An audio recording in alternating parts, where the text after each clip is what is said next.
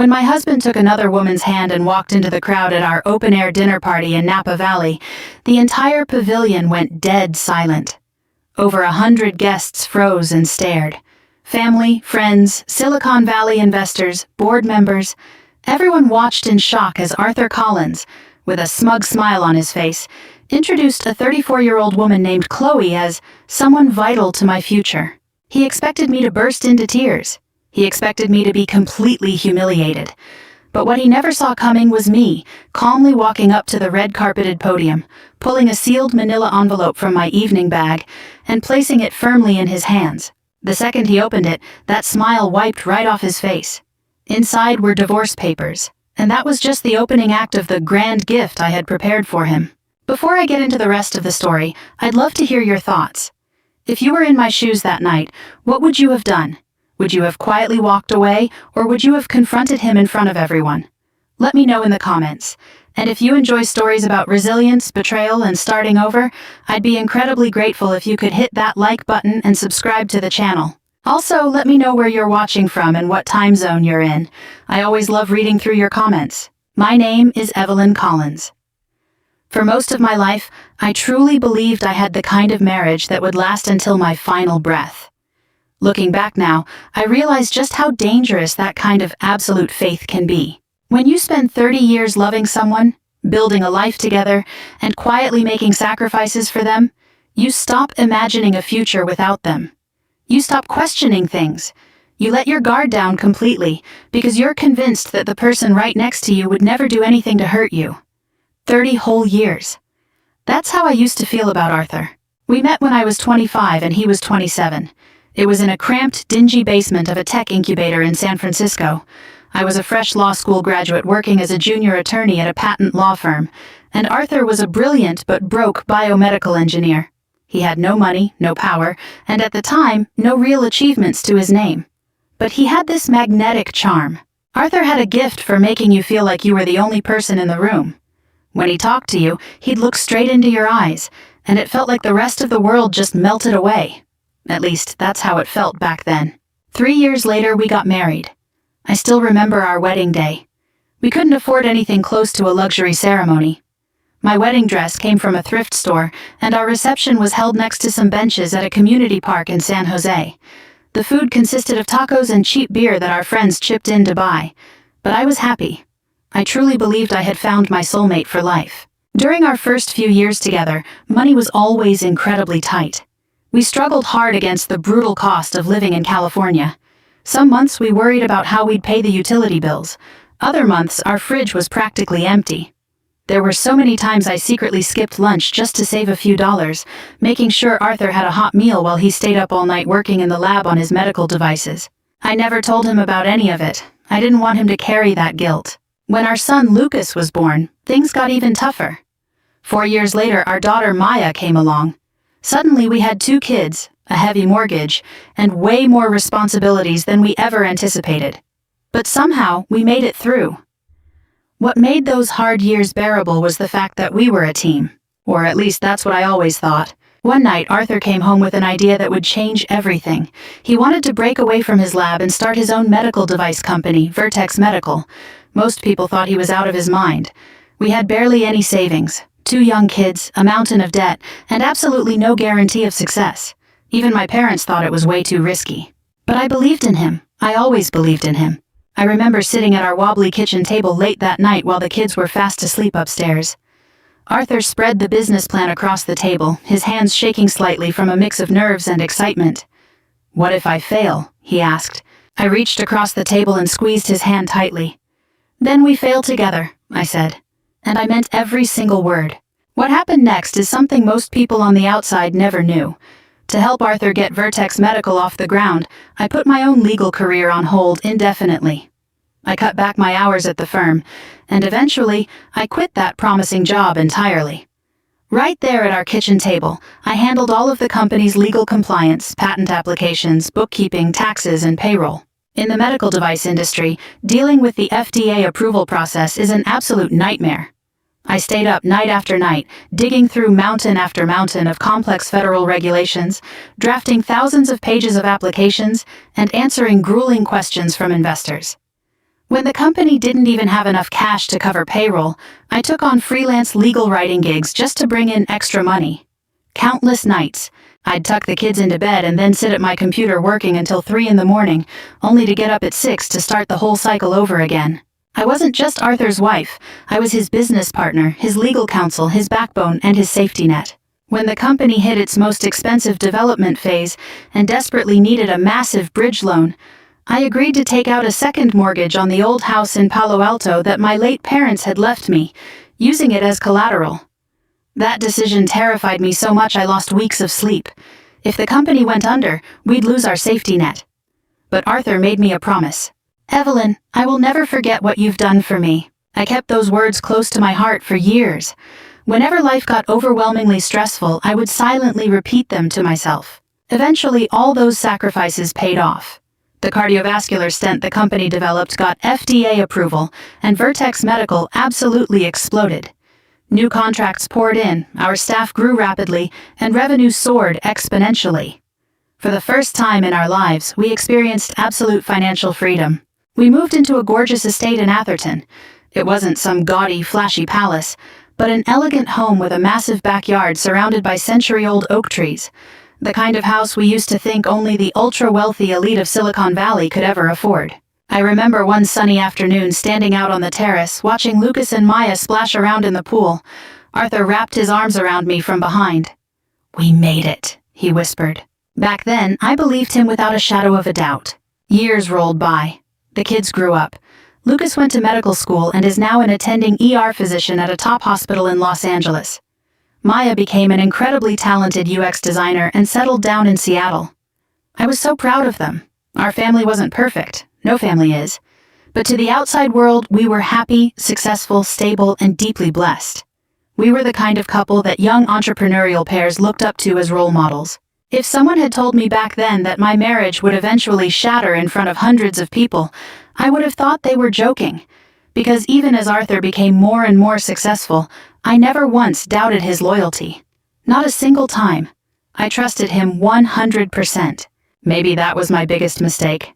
The initial changes were incredibly subtle, so subtle that I subconsciously brushed them aside. Arthur started staying later and later at the office. At first, it made perfect sense. The company was preparing for a new round of capital expansion, and more projects meant more responsibility. I completely understood. Then came the frequent business trips. Then the late-night emergency video conferences. Then, whenever we were actually together, this undeniable distant look in his eyes. At the dinner table, his mind was always somewhere else. His phone was constantly kept face down right next to his hand, and his attention was almost never on me. Even then, I kept making excuses for him. I told myself he was under an immense amount of pressure from the board, that he was just too busy, too exhausted. I desperately wanted to believe those excuses, because the alternative was too painful to face. One evening, I was trying to talk to him about our upcoming 30th wedding anniversary plans. Arthur barely looked up from his phone screen. "What did you say?" he asked half-heartedly. And that was after I had already repeated myself twice. That moment only lasted a few seconds, but something deep inside me quietly snapped. For the first time in 30 years, sitting right next to my husband, I felt entirely alone. I didn't know it yet, but that feeling was the beginning of everything. It was the beginning of the doubts, the beginning of the secrets, and the beginning of a truth I never wanted to uncover. Pretty soon, I would discover that the man I had trusted with my entire adult life was no longer the person I thought I knew. For a long time, I kept lying to myself, trying to copy what so many women in decades-long marriages do. We brush off the red flags because accepting the truth is far more terrifying than ignoring it. At least, that's what I did. Arthur's shift didn't happen overnight. The changes came like tiny puzzle pieces, slowly coming together to form a very disturbing picture. It started with coming home late, then the business trips, and then the complete distraction. But eventually, those tiny details became impossible to ignore. One morning, I noticed Arthur standing in front of the mirror in the master bathroom a lot longer than usual. He wasn't just doing his hair, he was inspecting his hairline. A week later, I found out he had started coloring his hair to hide the gray. This man who used to joke about getting older suddenly developed a near obsession with staying young. Over the next month, new clothes started appearing in the walk-in closet. Bespoke Italian shirts, expensive sport coats, limited edition designer leather shoes. Arthur used to have absolutely zero interest in fashion. For most of our marriage, I practically had to beg him to throw away old t-shirts with frayed collars. Now he was spending thousands of dollars on clothes without saying a single word to me. "New shirt?" I asked casually one evening. He didn't even look up. "Need to look the part for an important meeting with some venture capital partners." The answer sounded flawless. Except a week later another new shirt appeared, and then another. Soon he didn't look like a husband of 30 years anymore. He looked like a guy getting ready for a first date. The gym became another mystery. Arthur used to absolutely hate lifting weights. Suddenly he was going 5 mornings a week, sometimes 6. He bought an entire set of expensive workout gear, all kinds of protein powders and supplements, and even hired a high-priced personal trainer. I tried to use a light tone to break the bizarre tension. "Trying to impress someone?" I said half-jokingly one morning. For a split second his face completely froze. It was just a microsecond, but I caught it. Then he let out a dry laugh. "Maybe I'm just trying to impress my wife." I smiled back. But his response felt stiff and rehearsed, like a line he had already prepared. The most damning change was his phone. For decades, neither of us cared about phone passwords. If my phone rang, Arthur would pick it up. If his rang, I would answer it. We didn't have secrets. At least we didn't used to. One afternoon, he left his phone on the marble kitchen island. Because it kept buzzing, I picked it up without thinking. I wasn't trying to snoop at all. I just wanted to hand it to him. The screen lit up. Face ID or passcode required. I froze right where I stood. Arthur had never locked his phone before. When he walked into the kitchen, I asked him about it as casually as I could. "Oh, new company compliance policy," he answered instantly. "The IT department required it to prevent corporate espionage." Again, the explanation sounded completely reasonable, but the alarm bells in my head started ringing wildly. Over the next few months, I noticed a whole set of brand new habits. Arthur's phone never left his sight again. If he went to the bathroom, the phone went with him. If he went to the backyard to grab the paper, the phone went with him. If he fell asleep on the living room couch, the phone was tucked securely into his pocket. This level of secrecy bordered on pathological. For a man who had been an open book for 30 years, it was completely out of character. One night, it was just the two of us having dinner. Maya had moved to Seattle years ago, and Lucas was in Los Angeles. The massive house felt emptier and quieter than ever. I was talking about a charity auction for a Silicon Valley community group that I was planning to attend. Halfway through, I realized Arthur wasn't listening at all. His eyes were glued to something under the table. He was staring at his phone. And he was smiling. It wasn't a polite smile or a distracted nod. It was a deeply private smile. The kind of smile someone only makes when reading a message from someone who completely captivates them. My stomach twisted into a violent knot. "Arthur?" No response. "Arthur?" He snapped his head up. "What?" I stared at him. "I've been talking for 5 minutes. He let out an exaggerated sigh and tossed his phone onto the table. "Evelyn, do you have to turn everything into an issue?" That line cut far deeper than I expected. Not just because it was cold, but because of the sheer contempt in his voice. It was as if my feelings had become an annoying burden, as if I had become an inconvenient hassle. That was the first time in 30 years I went to sleep angry. And it was the first time Arthur didn't seem to care at all. The distance between us kept growing. Every conversation got shorter, and every interaction felt ice cold. Then came the sharp comments. At first they sounded harmless enough. "You should be glad you don't have to stress about work anymore." Or, "Women your age dream of having the life you have right now." Or, "Just relax at home and enjoy retirement." Those words made my skin crawl because they completely erased reality. I didn't spend the better part of my life relaxing. I was the one who built the entire legal framework for everything we owned, handled every compliance crisis, secured every lifesaver loan, and navigated every terrifying hurdle. Yet Arthur was increasingly crediting all the success to himself, acting as though our life was something he had conjured up entirely on his own. One afternoon, I finally confronted him. I didn't get angry, I just looked at him with absolute seriousness. "Do you honestly think I contributed nothing to this family or the company?" His reaction caught me completely off guard. Instead of reassuring me, he actually laughed out loud. He literally chuckled. "Oh, come on, Evelyn, that's ancient history from decades ago." That laugh only lasted for a fleeting moment, but I will never forget it. I will never forget how small it made me feel. Around that time, Lucas came to visit us during a break. Arthur happened to be away on another business trip, so the two of us sat out on the backyard patio drinking coffee. I finally couldn't help but share some of my worries with him. Not everything, just dipping my toes in the water to see how he'd react. To my shock, Lucas immediately took his father's side. "Mom, Dad is under an insane amount of pressure right now. You know he's running a massive company that's about to go public." "I know. You're probably just overthinking things. Menopause can make people sensitive sometimes." That last line felt like a slap in the face because it sounded like an exact carbon copy of Arthur's tone. I forced a smile. Maybe Lucas was right. Maybe I was imagining things. Maybe I was just being paranoid. That was the only way I could comfort myself. But Maya's reaction was completely different. A few weeks later, I met up with her at a coffee shop in San Francisco. The moment she saw the look on my face, she knew something was wrong. "What's going on?" I hesitated, and then I poured my heart out. The late-night meetings, the pathological secrecy, the freezing distance, the locked phone. Maya listened quietly. When I finished, she stared down at her latte. Right then, I noticed something was off. She didn't look surprised. My heart started racing. "Maya!" She looked up. "Do you know something?" Her eyes filled with anxiety and conflict. "I don't have any hard proof." That wasn't a denial. "Maya," she swallowed hard.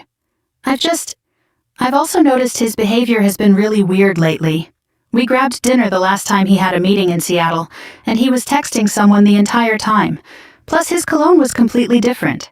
A sudden chill rushed straight down my spine. For the next few weeks, that conversation played on a loop in my head. If even Maya noticed it, it meant I wasn't crazy.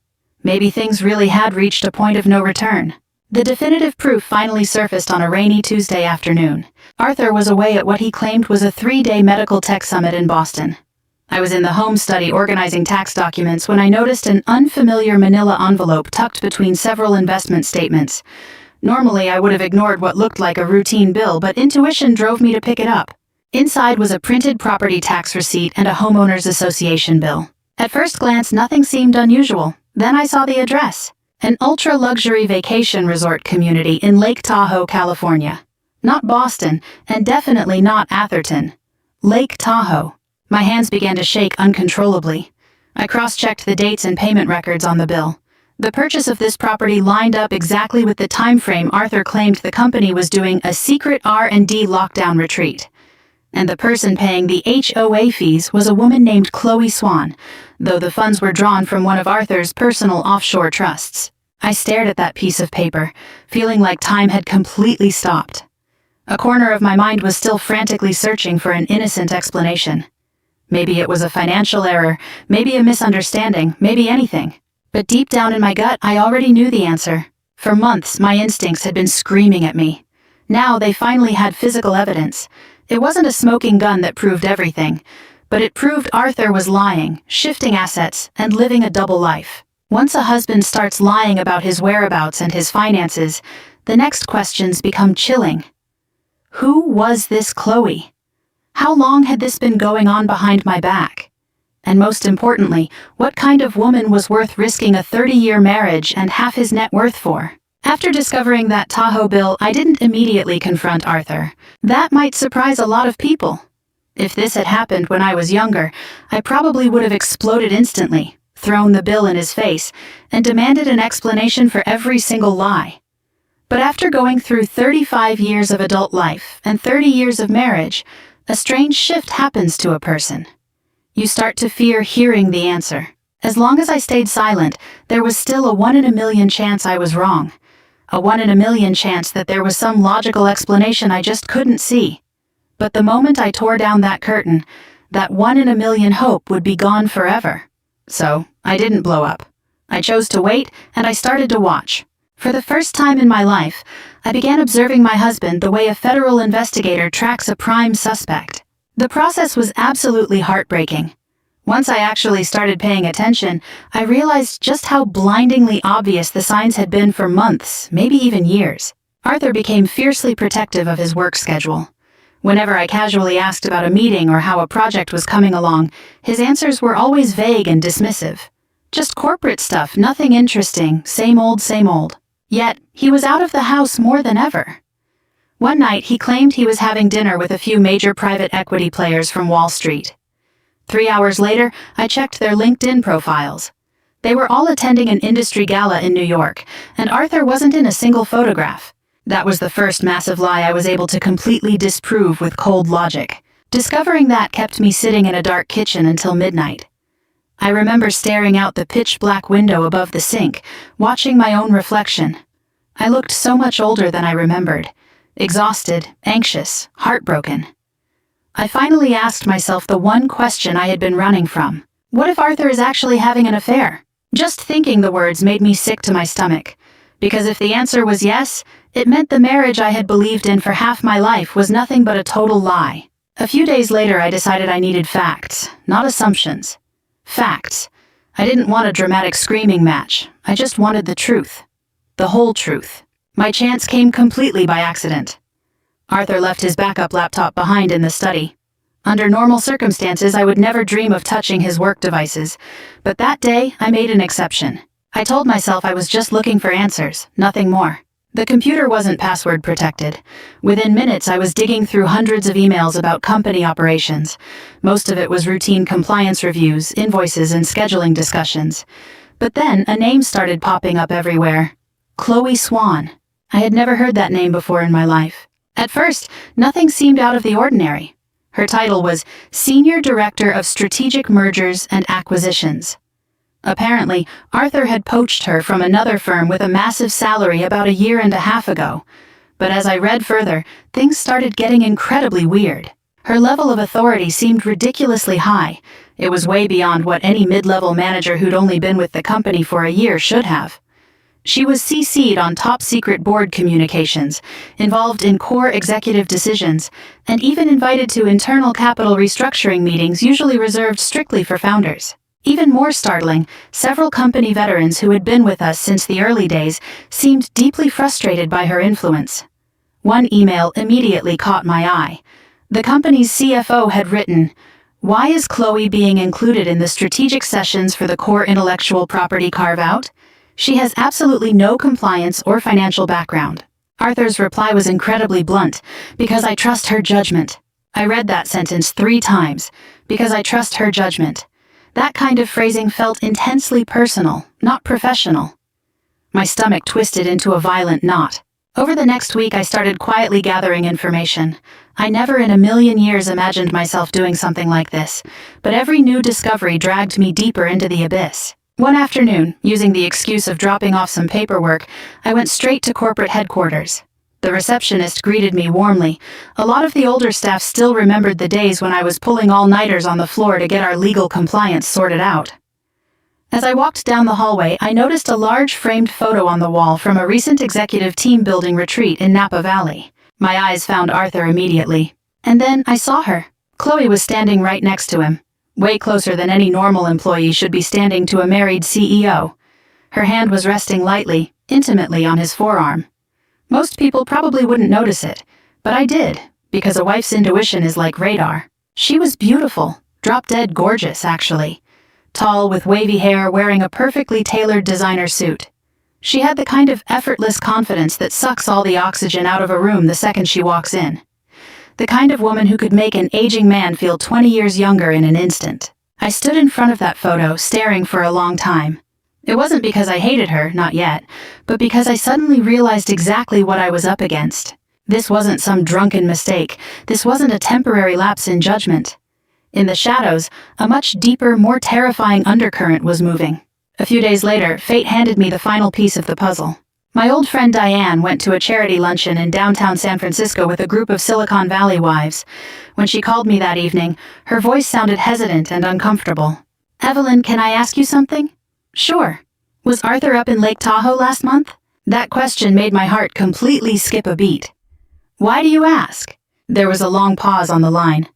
"I don't know if I should say anything." My heart sank. "Diane, I saw the Tahoe bill." The entire room felt like it was spinning. "Was he alone?" I asked quietly. Diane hesitated, and that hesitation told me everything. "No?" My chest felt like it was being crushed by a boulder. "Who was he with?" "I don't know her name." But even before Diane could describe her, I already knew the answer. Young, stylish, confident, beautiful Chloe Swan. After the call ended, I sat alone in the dark for a very long time. I should have burst into tears. I should have screamed hysterically. But I didn't. Instead, I felt a strange sense of calm. Because for the first time in my life, I was no longer chasing ghosts and suspicions. I was facing reality. Reality is brutal, but the agonizing suspense of not knowing is so much worse. Over the next few weeks, I dug up even more. Through public company events, industry networking sites, and executive circle gossip, Chloe seemed to be everywhere. Wherever Arthur went, she was there. Golf tournaments, Silicon Valley venture dinners, business forums, award ceremonies. She was always right next to him, always smiling, always showing a level of comfort and intimacy that was entirely inappropriate with a married man. The final confirmation came from Maya, though she didn't even realize she was delivering the final blow. One night she came over to visit. As we were drinking wine in the kitchen, she casually mentioned that she had seen her dad at a Michelin star restaurant in Seattle a few weeks back. "Who was he with?" I asked. Maya immediately looked incredibly uncomfortable. That alone was the ultimate answer. My heart instantly dropped into a freezing void. "You saw her, didn't you?" Maya stared down at the table. Then she nodded, her eyes welling up with tears. "Mom, I didn't know what to do." The pain in her voice broke my heart, knowing she had been carrying this secret all by herself. "I didn't want to hurt you." I reached across the table and held her hand. We didn't say anything for a long time. After she left that night, I sat alone in the dark living room. The truth wasn't a possibility anymore. It was an undeniable hard fact. Arthur Collins was cheating on me. The man I had loved for 30 years, the man I had given up my career for, the man I had poured everything into, the man I trusted with my entire life, had chosen another woman. But what made my skin crawl even more than that realization was that the more I learned about Chloe Swan, the more I felt like something was seriously off. This didn't look like it was about love at all. This looked like a carefully orchestrated corporate takeover. She wasn't just getting close to Arthur, she was infiltrating the core of the company, the financial lifeline, the decision-making power, and the entire future of Vertex Medical. Deep down in my bones, I couldn't shake a terrifying gut feeling. Chloe Swan wanted a hell of a lot more than just my husband. Learning about the affair broke my heart, but realizing my own family might not fully have my back almost completely destroyed my soul. Looking back now, I think that was the exact moment I truly understood just how isolated and alone I really was. It wasn't because I didn't have people around me who loved me. It was because the people closest to me were absolutely terrified of facing the truth. Fear has a funny way of making good people make incredibly disappointing choices. For nearly 2 weeks after confirming Arthur's affair, I didn't tell a soul except Maya. I carried that heavy secret completely on my own. Every morning I woke up next to the man who was betraying me. Every evening I sat across from him at the dinner table. Every conversation felt like acting and every smile felt like a lie. Arthur, on the other hand, seemed completely at ease. That was what hurt the most. He didn't show a single ounce of guilt. He didn't show any anxiety about his marriage falling apart. If anything, he seemed more confident than ever. It was as if he was entirely convinced he had already won, and that I was just a clueless fool kept in the dark. One night he announced he had to head to the East Coast again for another closed-door meeting. I just nodded. The old me would have asked a million questions, but the current me chose silence. Arthur studied my face. "Are you doing okay?" After months of calculated deception, he actually wanted to know if I was okay. I honestly wanted to laugh out loud. "I'm fine." He seemed relieved, then immediately looked back down to reply to a message on his phone. I stared at him for a few seconds. For the first time in 30 years, I completely did not recognize the man sitting across from me. That realization was absolutely devastating. A few days later, I called Lucas. I knew it was going to be a tough conversation, but I had to know where my son stood. He came over on a Saturday afternoon. The California sun was as bright as ever, reflecting off the water of our backyard pool. Under any other circumstances, it would have been a peaceful weekend, but I felt so anxious I wanted to throw up. We sat down on a bench in the backyard. For the first few minutes, we just made small talk about meaningless things. The ER at the hospital, LA traffic, basketball games. Neither of us wanted to bring up the real topic. Finally, I forced myself to speak. "Lucas, there's something I really need to tell you." He instantly looked tense. "What's wrong?" I took a deep breath. "I think your dad is having an affair." The words just hung there in the air. His reaction was instant, but it was completely unexpected. He frowned, shook his head, and said, "No way, not a chance." The sheer certainty in his voice caught me off guard. "I have real reasons to believe it's true, Lucas. Dad would never do something like that." I almost laughed at the irony, because once upon a time I used to say the exact same thing. "I have proof." Lucas crossed his arms. "What kind of proof?" I told him everything. I laid out the property tax bill from Lake Tahoe, the terrible lies, the woman named Chloe, Maya spotting them in Seattle, and her bizarre, rapid promotions at the company. All of it. When I finished, he just stared out at the water for a long time. For a split second, I thought he finally got it. Instead, he just let out a heavy sigh. "Mom, even if all of this is true, let's just say it is." Those words felt like a knife twisting inside me. "Even so," he said, rubbing the bridge of his nose, "you don't know the whole story. You don't know what's going on behind the scenes. What kind of context could possibly excuse something like this?" "I'm not saying it excuses anything." "Then what exactly are you saying, Lucas?" He hesitated, and then he said something I will remember until the day I die. "Maybe you should look at the bigger picture before you blow up the entire family." I just stared at him. For several seconds I couldn't even form a sentence. It wasn't because I was angry, it was because of the sharp, piercing pain in my chest. His subtext couldn't have been clearer. Protect the family image, protect the company's reputation, protect the stability of everyone's lives. But protecting me? That obviously wasn't anywhere on his priority list. "I have spent my entire life protecting this family," I said quietly. "I know you have." "Then did you actually hear a single word I just said?" His eyes softened a bit. "Of course I did, Mom." "Then why does it feel like you're standing here defending him?" Lucas looked completely miserable. He knew I was right, but he still couldn't bring himself to fully condemn his father. Finally, he stood up. "Just promise me one thing. Before you make any major decisions, really think about the consequences. Just stay calm." After he left, I sat out in the backyard alone for nearly an hour. I wasn't entirely angry at Lucas. I understood where he was coming from. Arthur wasn't just my husband. He was Lucas's father, the role model he had looked up to his whole life, the man who shaped his entire worldview. For Lucas, accepting the truth meant tearing down everything he believed about his dad. That kind of collapse isn't something you process overnight. Still, that conversation made me feel more isolated than ever before. Maya's reaction, however, was night and day. A few days later, she flew back home to have dinner with me. The second she walked into the kitchen, she could see it all over my face. "You talked to Lucas, didn't you?" I nodded. Her face immediately went dark. "He made excuses for Dad." I nodded again. Maya just shook her head. "I knew he would," she said, her voice filled with deep sadness. Unlike Lucas, Maya never saw the world in black and white. She understood how messy people could be, and she had seen enough to know that things were terribly broken. "I honestly don't know what to do anymore," I admitted. The confession surprised even me. For most of my life I had been the strong one, the anchor, the fixer. Now, I felt completely lost. Maya reached across the table and squeezed my hand. "Mom," I looked up at her. "You shouldn't have to deal with this." That simple sentence almost completely broke me, because it was the very first time anyone had ever said that to me.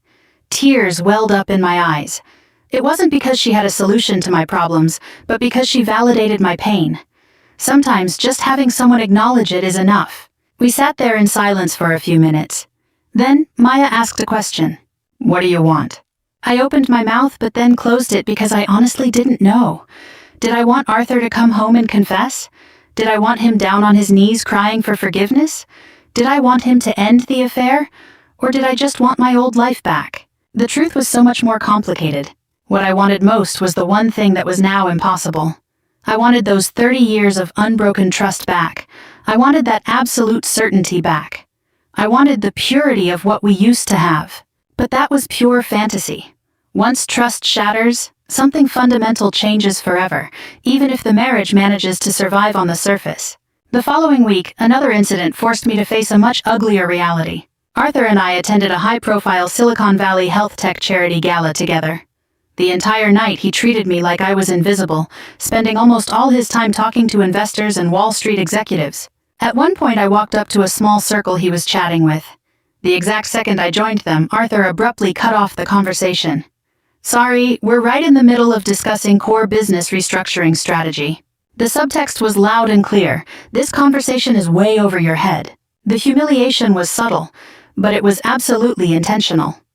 Decades ago, I was the one who drafted the company's very first intellectual property protection agreements, word by word. Now, Arthur was treating me like an outsider, like some clueless old woman who couldn't possibly comprehend what he was talking about. On the drive home late that night, I just stared out the window. Arthur chattered away about some upcoming acquisition like nothing was wrong, like he hadn't been lying to me for months, like our marriage wasn't rotting away right beneath the surface. Right then, a cold realization washed over me. Arthur wasn't even worried about losing me. He genuinely believed I would never leave. After exploiting 30 years of my sacrifice, loyalty, and forgiveness, he took it for granted that I would just swallow whatever disrespect he threw at me. The affair, the lies, the contempt, all of it. For the first time in my life, I started thinking, maybe leaving is the only language he actually understands. But before I made any moves, I needed answers. Real answers, not theories or suspicions. I had to figure out exactly what Arthur was up to, and more importantly, what he was hiding. Because deep down in my gut, that uneasy feeling kept growing. This affair was just the tip of a massive iceberg. When I stopped thinking like a heartbroken wife and started thinking like a practicing attorney again, the entire picture shifted. For months, I had been completely focused on the affair, the lies, and the emotional betrayal. But after talking to Lucas and Maya, I started looking at the chessboard from a different angle. Arthur wasn't just my husband, he was the CEO of a company that I had helped build from nothing. And if there is one thing I am exceptionally good at, it's auditing legal and financial documents. Numbers and contracts never lie, only people do. The following Monday morning, I reached out to a lawyer. Her name was Sarah Mendez, one of the most fearsome commercial litigation and high-net-worth divorce attorneys in California. A close friend who had gone through a brutal divorce years ago had highly recommended her. I felt a massive knot of anxiety as I walked into her office in a high-rise in downtown San Francisco. It wasn't because I was getting cold feet. It was because walking through those doors meant admitting that my marriage was officially beyond saving. Sarah welcomed me warmly. She was in her late 50s, sharp, grounded, and carried an undeniable presence that instantly made you feel secure. After listening to my story for nearly an hour, she leaned back in her chair. "Evelyn, I need to ask you a question." "Sure." "In the early days of the startup, how deeply involved were you?"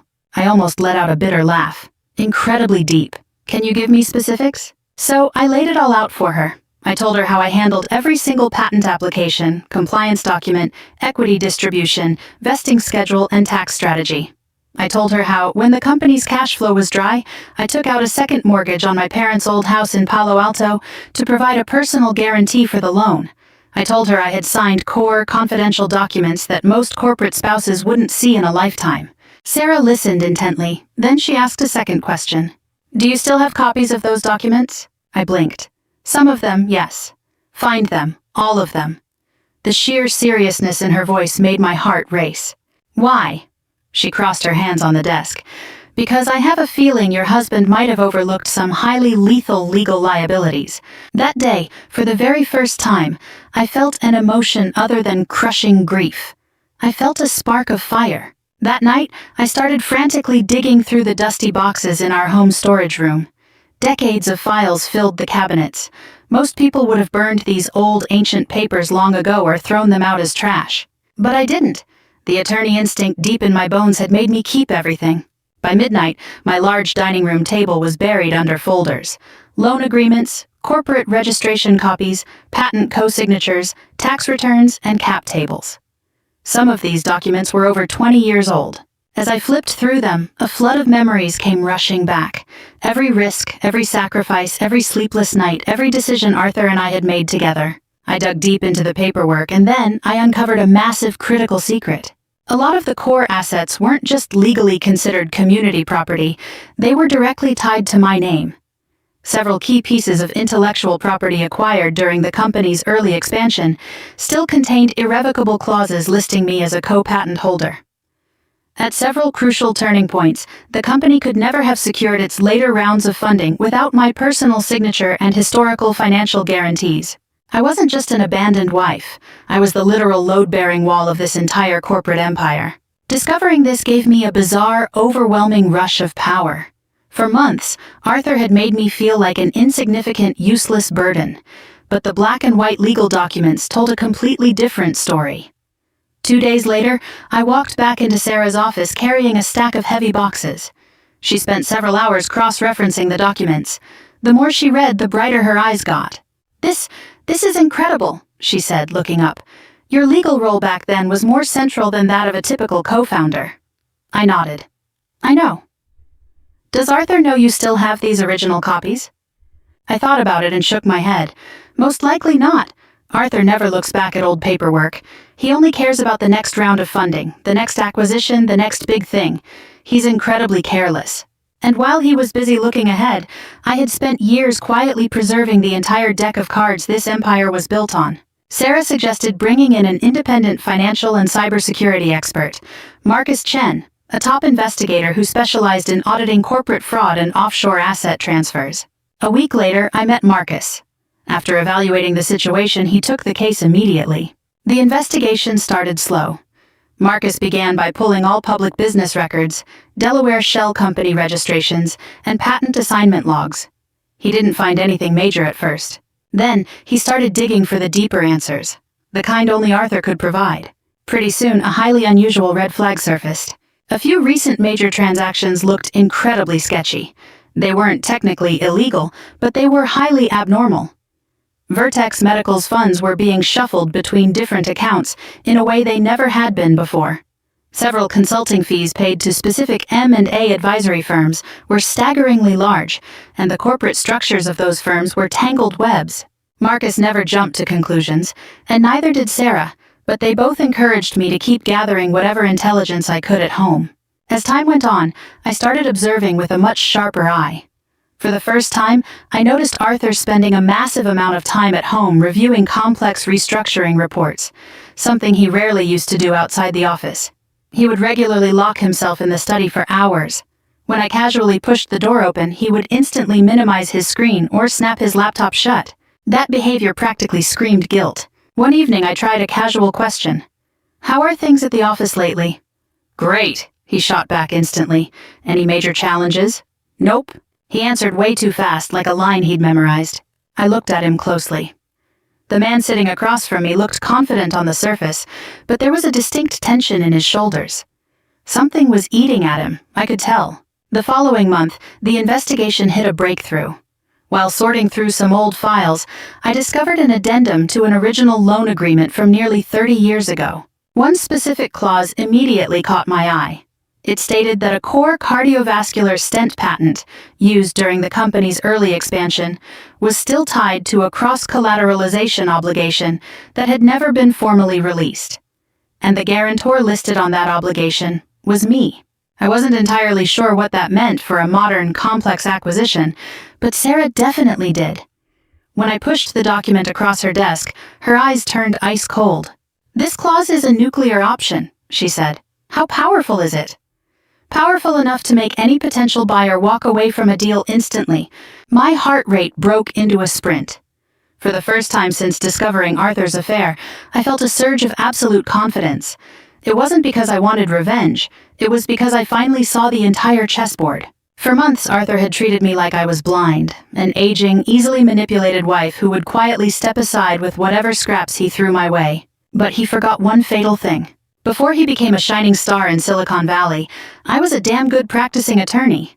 Before he built this empire, I was the one who laid the foundation brick by brick. And unlike Arthur, I never forget a single detail. One afternoon, Marcus called me. His voice was heavier than I'd ever heard it. "Evelyn, I found something." My stomach tightened. "What is it?" "I need to verify a few things before making a final call." He paused, "But I've tracked multiple fund transfers to several shell LLCs in Delaware, and the paper trail controlling them is heavily hidden." I held my breath, waiting. "And I think your husband is plotting a complete exit strategy." A chill went straight down my spine. What kind of exit strategy? Even as I asked, deep down, I already knew. Arthur wasn't just having an affair. He wasn't just lying. He was frantically moving chips on a gambling table I didn't even know we were sitting at. If my gut was right, the affair was just a side piece to a much bigger strategy, A plot designed to squeeze me out of the company, dilute my marital assets, and ultimately let him walk away with a massive cash out and his new mistress. For the first time in my life, I realized I wasn't just uncovering an emotional betrayal. I was uncovering a corporate-level fraud. Whatever Arthur Collins was planning, I was going to completely dismantle his game before he could play his final card. Betrayal has a strange way of working.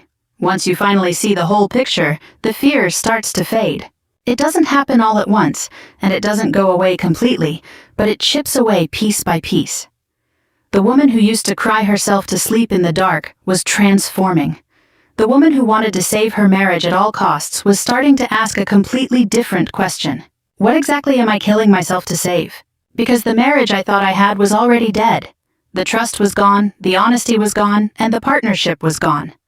All that was left was a delusion, and Arthur seemed hell-bent on keeping that delusion alive for as long as possible. 3 weeks after Marcus warned me about those sketchy financial transfers, Arthur suddenly handed me a surprise. We were sitting at breakfast when he casually set down his coffee cup. I booked the Oak Ridge estate in Napa Valley. I looked up. You booked what? Oak Ridge estate. I raised an eyebrow. Anyone in Silicon Valley circles knew Oak Ridge. It was the most luxurious, exclusive private winery in Napa Valley. Incredibly expensive, highly high profile, and the go-to spot for tech moguls celebrating an IPO or hosting elite gala dinners. For what? Arthur smiled. Your birthday, our upcoming 30th anniversary, and the company's strategic rebranding. I'm planning a massive dinner party. I just stared at him. I was completely thrown off. This man had barely acknowledged our anniversary plans before. He had spent the last several months giving me the cold shoulder and treating me like a ghost, and now he was dropping a fortune on a lavish celebration? It made absolutely zero sense. And when something defies logic, there's always a hidden motive. That seems incredibly extravagant and unnecessary, I said, testing the waters. The smile on his face was flawless. Don't be silly. We're inviting family, friends, the entire board of directors, and the core venture capital partners. The venture capital partners. There it was, the first real clue. This wasn't about celebrating my birthday or our marriage at all. This was about an audience. Even though I didn't know exactly what Arthur was planning to announce at that dinner, I knew one thing for certain. It was a trap. The very next week, I got an unexpected phone call. It was Charles Wayne. Charles was one of the earliest angel investors in Vertex Medical and a close friend who had known Arthur and me for over 25 years. Unlike a lot of the new Silicon Valley elite who came in later and only saw Arthur's spotlight, Charles always viewed me as an equal partner. He remembered the days when we were crammed in a basement eating instant ramen. Evelyn, his voice was incredibly low, can we meet up? His tone instantly put me on high alert. 2 days later, we met at a quiet steakhouse in Santa Clara. Charles looked like he was sitting on needles. Just seeing that told me this conversation wasn't going to be easy. After some quick small talk, he cut straight to the chase. I don't like what's happening at the company right now. My stomach tightened.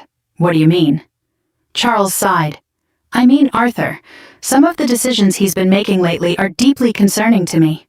What decisions? Charles hesitated, then leaned forward. How much do you know about Chloe Swan? There it was again. That name. The name that felt like a ghost haunting everything. Enough, I said coldly. Charles nodded slowly. Then you probably know she's now sitting in on closed-door executive committee sessions? I've heard she's doing a lot more than just sitting in. My heart began to race. What does this actually mean, Charles? Charles looked around the room, lowering his voice even further. Arthur is grooming her to be some kind of future co-leader. There are even rumors that he's pushing a secret M&A deal designed to completely restructure the company's intellectual property, and Chloe is the key broker behind it. I couldn't speak for several seconds. A co-leader? Chloe? A woman who's been with the company for less than 2 years? Charles continued. Several of the senior VPs are absolutely furious. Why? Because she has zero experience steering an acquisition of this scale, and the terms are incredibly unfair to the original shareholders. Then why is Arthur doing it? Charles looked at me with a deep sense of pity. The answer was glaringly obvious. Neither of us needed to say it out loud. Because Arthur wasn't making business decisions with his brain anymore. He was completely blinded by his own ego and Chloe's manipulation. Charles pulled a few documents from his briefcase and slid them across the table. I looked down, scanning the pages. Board agendas, a confidential M&A letter of intent, a draft for an equity swap. Chloe's name was plastered all over them, appearing with a frequency that far exceeded the authority of a strategy director, even bypassing the current CFO. Evelyn, I'm telling you this because... Charles broke into my thoughts. Because I think you're being completely pushed out of the picture. That sentence hit me like a physical punch to the chest.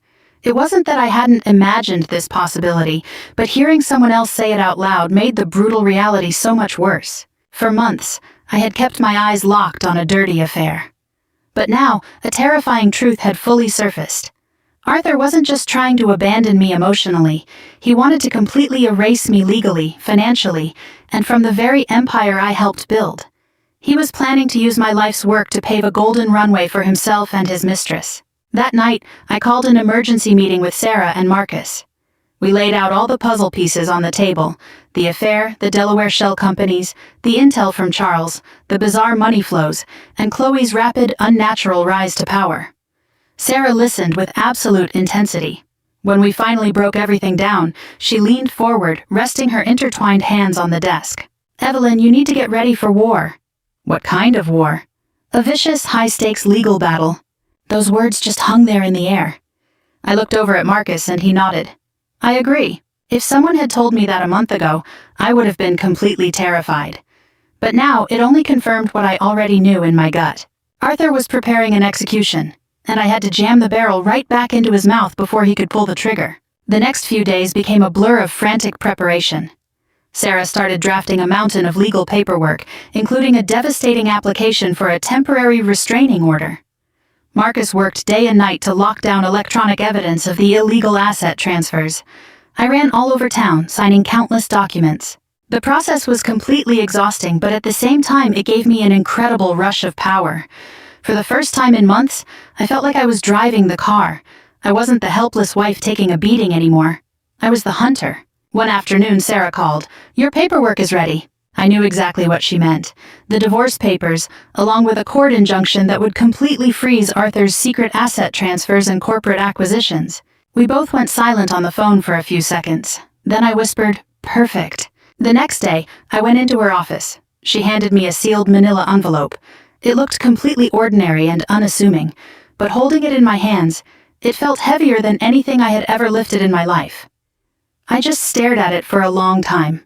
That envelope held the end of the first half of my life and the beginning of the second. "Do you want to formally file this with the court and serve him right now?" Sarah asked. I shook my head. "No, not yet." She looked surprised. "Why?" I thought about Arthur. I thought about Chloe. I thought about the sickening lies. And I thought about that humiliating charity gala. And then I thought about the massive upcoming dinner party at the Oak Ridge estate in Napa Valley. An idea had been swirling around in my head for weeks, and now it was crystal clear. Arthur wasn't throwing this party to celebrate my birthday or our anniversary. He was doing it for his own vanity, his image, to show all of Silicon Valley his new era, and to announce the massive acquisition that would let him cash out. Suddenly I knew exactly what I needed to do. I slid the envelope into my bag. Sarah studied my face closely. "What are you planning?" I looked her straight in the eye. "I'm thinking since Arthur wants an audience so badly." Sarah's face broke into a knowing smile. I smiled right back. "Then I'm going to give him an audience he will never forget." For the first time since discovering the affair, I felt a deep sense of calm wash over me. It wasn't because my problems were solved or the pain was gone, but because I finally had a flawless plan. Arthur thought he was writing the script. He thought he was perfectly orchestrating his dream future. He thought I would be a good little fool, quiet, invisible, and compliant. He had absolutely no idea that I had already set a countdown timer for the execution of our marriage. If my instincts were right, Oak Ridge Estate was about to host a celebration that the Silicon Valley investment circle would talk about forever. The weather on the day of the dinner party was absolute perfection. The Napa Valley sky had that deep California blue, and the endless vineyards glistened a brilliant green in the afternoon sun. People always say that right before your life changes forever, you get this incredibly eerie premonition. They're right. From the second I opened my eyes that morning, I knew everything would be different after tonight. Not tomorrow, not next week, not next year. Tonight. By the end of this evening, my marriage would be reduced to ashes. And in all of Silicon Valley, I was the only person who knew that secret. Arthur obviously was completely clueless. He spent the entire morning playing the part of the perfect doting husband. Right after breakfast, a massive bouquet of flowers arrived at the house. It was a beautiful arrangement of white roses and lilies, my absolute favorites. Years ago, a gesture like that would have moved me to tears. Now it just felt like a prop in a cheap play, a show put on for the rest of the world, not for me. "Happy birthday and happy anniversary, honey," Arthur said, kissing my cheek. I forced a smile. "Thank you." He looked incredibly pleased with himself, like he had successfully nailed the hardest scene of the year. The sheer irony almost made me laugh out loud, because while Arthur thought he was perfectly controlling the narrative tonight, he had no idea what was sitting inside my bag. That sealed manila envelope was resting right where I wanted it, patient, silent, and ready to go. Around 4 in the afternoon, I started getting ready for the party. I stood in front of the full-length mirror in the bedroom a lot longer than usual. I wasn't trying to look pretty for anyone. I just wanted to memorize this version of myself one last time. The version that still belonged to my old life, standing right on the edge of an unknown abyss. I chose a deep navy blue silk evening gown. Elegant, simple, and classic. The kind of design that didn't need to be revealing or flashy to command a room. Once I was fully dressed, I examined myself in the mirror. The woman looking back at me looked entirely different from the person I was 6 months ago. She was stronger, sadder, and much sharper. There were a few more fine lines around her eyes, but there was something new in her gaze. Absolute resolve. The terrified, self-deluding wife was dead. What was left was a warrior who would never apologize to anyone for her own existence ever again. At 6 in the evening, we arrived at Oak Ridge Estate. The venue looked like a total dream. Massive crystal chandeliers hung beneath a glass pavilion right over the open-air wine cellar. Dozens of round tables were draped in crisp white linens, surrounded by rolling hills of vineyards. Expensive flowers flown in from all over decorated every single corner. Hundreds of candles flickered in the night breeze, casting a warm golden glow across the space. It was heartbreakingly beautiful, yet beneath all this extreme luxury lay a completely rotten lie. Shortly after, the guests started rolling in. Family, friends, Silicon Valley venture capitalists, the company's co-founding team, and major leaders from the medical device industry. All these people I had known for 10, 20 years truly believed they were attending a celebration of enduring love and massive business success. I smiled and greeted every single one of them, thanking them for coming, accepting their hugs and their hollow well wishes. Meanwhile, my brain was running on one single question. When exactly was Arthur going to play his card? Because I knew he didn't drop this kind of money just to celebrate my birthday. After months of emotional abuse, an ongoing affair, and secretly stripping away core assets, he definitely had another agenda. I could feel the tension building like a storm on the horizon. By 7, the pavilion was completely packed. Over 100 wealthy and powerful guests made the entire venue come alive. Laughter echoed through the air as servers moved through the crowd carrying trays filled with top-tier champagne and black truffle caviar. In the distance, a live jazz band played a lazy saxophone melody on the stage. From the outside, everything was flawless. Then, Lucas arrived. My son looked as handsome as ever in a dark tailored suit, but I noticed something off right away. He looked incredibly tense, his eyes darting around, looking completely uncomfortable. "Happy birthday, Mom," he said, holding me in a tight embrace that lasted a lot longer than usual. I stepped back and looked at his face. "Is everything okay?" "Of course," he shot back way too fast, looking exactly like his father when he was covering up a lie. A heavy knot formed in my stomach. Before I could ask anything else, Maya arrived. Unlike Lucas, she walked straight through the crowd and gave me a rock-solid, incredibly powerful hug. The kind of hug that communicates absolute support without needing a single word. "You look stunning tonight," she whispered in my ear. "Thank you." She held my gaze for a moment. For a split second, I wondered if she had a gut feeling about what was coming. If she did, she didn't say a word. As the night moved on, I noticed another detail. A lot of the guests, especially the company executives, Wall Street M&A advisors, and investors, kept glancing toward the entrance. It was like they were all waiting for some VIP to make a grand entrance. That caught my attention immediately, because the nominal star of the night, me, was already standing right here. So who on earth were they waiting for? The answer came 20 minutes later. The heavy oak doors of the pavilion were pushed open by the servers. The chatter in the room instantly died down, and over 100 pairs of eyes swung toward the entrance all at once. It was her, Chloe Swan. Even though I had seen her in photographs before, seeing her in person was a completely different story. It felt way more aggressive, way more sickening, and entirely too real. She was wearing a stunning, attention-grabbing crimson backless evening gown that instantly stole the room. Her signature wavy blonde hair fell perfectly over her shoulders. She walked through the crowd with her head held high, her every step dripping with an undeniable arrogance. It wasn't the cautious walk of an employee attending her boss's party or the casual stance of a normal guest. It was the absolute boldness of someone who already pictured herself as the new mistress of the house. My heart started pounding wildly, but strangely my brain stayed completely calm. Because in that exact microsecond, every single remaining ounce of self-doubt inside me was completely crushed. This wasn't a misunderstanding. This wasn't some innocent professional friendship. No normal employee would ever show up to a married CEO's wife's birthday and 30th anniversary dinner looking that provocative and deliberately hostile. An immediate wave of quiet whispers rippled through the crowd. Everyone noticed. I mean, how could they not? A few of my close friends exchanged shocked looks. People started whispering to one another. The entire atmosphere of the dinner party underwent a subtle but lethal shift. And then, I saw the moment that officially killed any lingering hope I had left. Arthur spotted Chloe across the room. The expression on his face changed instantly. The shift probably escaped most eyes in the room, but I didn't miss it. His eyes completely lit up. His posture straightened. The smile on his face turned into a genuine, unmaskable look of pure ecstasy. It was the exact smile I hadn't seen in years. The smile that used to belong strictly to me. The pain from that was a hell of a lot sharper than I expected. 30 years. 30 years of ups and downs, and somehow, I had become completely invisible. Arthur immediately cut through the crowd and walked over. Not toward me, but straight to her. I watched them greet each other. They stood way too close, smiled way too sweetly, and displayed a level of comfort that practically screamed intimacy. The executives standing near them awkwardly looked away. Charles Wayne, who happened to be standing right next to me, leaned in slightly. "You see it now, don't you?" I didn't answer. I didn't need to. We both knew. Everyone in the pavilion knew. The only person who seemed completely blind to how embarrassing and shameless this whole display looked was Arthur. Or more accurately, he just didn't give a damn anymore.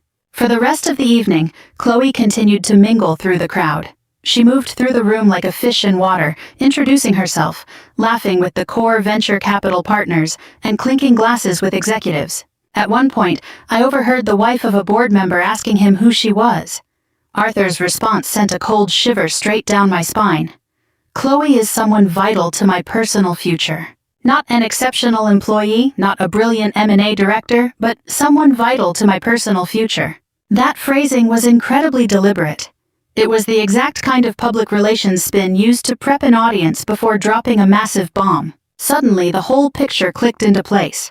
Arthur hadn't just invited her to a party. He was unveiling her. He was officially launching her into the exact network of connections I had spent 30 years building. He was establishing her position semi-publicly, right in front of every single person who mattered. And on this exact night, he planned to announce the massive restructuring acquisition that would completely sweep me under the rug. That realization should have broken me. Instead, it made my resolve as hard as steel. Because Arthur had just made a fatal mistake. He thought tonight belonged to him. He thought he was entirely in control of the narrative. He thought I would just stand next to him like a quiet little puppet while he replaced me right in front of everyone. He had absolutely no clue that the envelope inside my bag had already rewritten tonight's script into a completely different ending. I lightly tapped my evening bag hanging from my shoulder. It was still there, quietly waiting. Across the room, Arthur was laughing out loud next to Chloe. He looked so confident, so relaxed, entirely oblivious to the fact that in less than 30 minutes, the most humiliating, devastating moment of his entire life was going to land squarely on his head. There are moments in life where time feels like it stretches out infinitely. Every single detail burns itself into your memory forever. The next 40 minutes were exactly like that. Looking back now, I can still clearly picture every single expression, every whisper, every look, and even every single heartbeat. The guests were enjoying their lavish dinner, and the room was filled with the sound of clinking silverware and laughter. The crystal glasses reflected the flickering candlelight, and the jazz band played softly in the background. From a distance, everything looked incredibly elegant and respectable. But right beneath the surface, a suffocating tension was building. I could feel it. A lot of people had already picked up on the incredibly bizarre vibe between Arthur and Chloe. They didn't dare say it out loud, but in a room full of sharp business minds and old friends, you can't hide those kinds of tracks. Around 8:30, dessert was served. Right then, Arthur stood up. A banquet manager immediately stepped forward and handed him a microphone. My heart rate broke into a sudden sprint. This was it, his perfectly timed moment. The moment I had been waiting for. The noisy pavilion gradually grew quiet. Over 100 faces turned toward the podium all at once. Arthur flashed a confident smile, the same charming smile that had made me fall in love with him, the same confident smile that had convinced countless investors to hand over millions of dollars, and the same fake smile that had covered up a mountain of lies over the last few months. "Good evening, everyone." A wave of polite applause rippled through the room. Arthur looked around the venue. "I want to thank every single one of you for being here tonight." Another round of applause. Then he turned his head to look at me. "Most importantly, I want to thank my wife, Evelyn." For a split second, I honestly wanted to laugh out loud. It wasn't funny, it was just peak absurdity. Months of calculated deception, months of emotional abuse, a secret plot to drain our assets, and now he wanted to publicly thank me in front of a stadium of people. The show kept going. Arthur spoke beautifully about our marriage, our family, the early days of building the company, and the years we had shared. A few guests who didn't know any better flashed warm smiles, and a couple of people even got a little misty-eyed, if only they knew the truth. Then his tone took a highly calculated turn. It started as a very subtle shift, but I caught it instantly. "Life is made up of different chapters," he said. My stomach tightened up. "And sometimes we have to be brave enough to embrace change." Several people in the crowd exchanged confused glances. Arthur continued, "The future always belongs to those who are willing to keep growing and disrupting the status quo." There it was. The setup was over, and he was cutting to the chase. This was the preamble to the bomb he was about to drop. I glanced across the pavilion. Chloe was staring at him, hanging on every single word. Her expression was calm, confident, and almost impatient, like she already knew this speech by heart. Arthur smiled, and then he reached out a hand toward her. "Chloe, would you mind joining me up here for a second?" The entire atmosphere in the pavilion instantly turned to ice. An incredibly uncomfortable current rushed through the crowd. You could practically feel the collective mood shift into confusion, curiosity, and sheer shock. Chloe gracefully stood up from her seat. Under the bright spotlights, her deep red dress looked even louder. She walked toward the podium step by step, toward my husband, and toward the massive empire she thought was about to be hers. Whispers started rolling through the room like a wave. I could catch snippets of conversations from the tables around me. What the hell is going on? Why is she going up there? Isn't that his M&A director? Oh my God, Arthur was either completely deaf, or he just didn't care anymore. Chloe stepped up onto the stage and stood right beside him.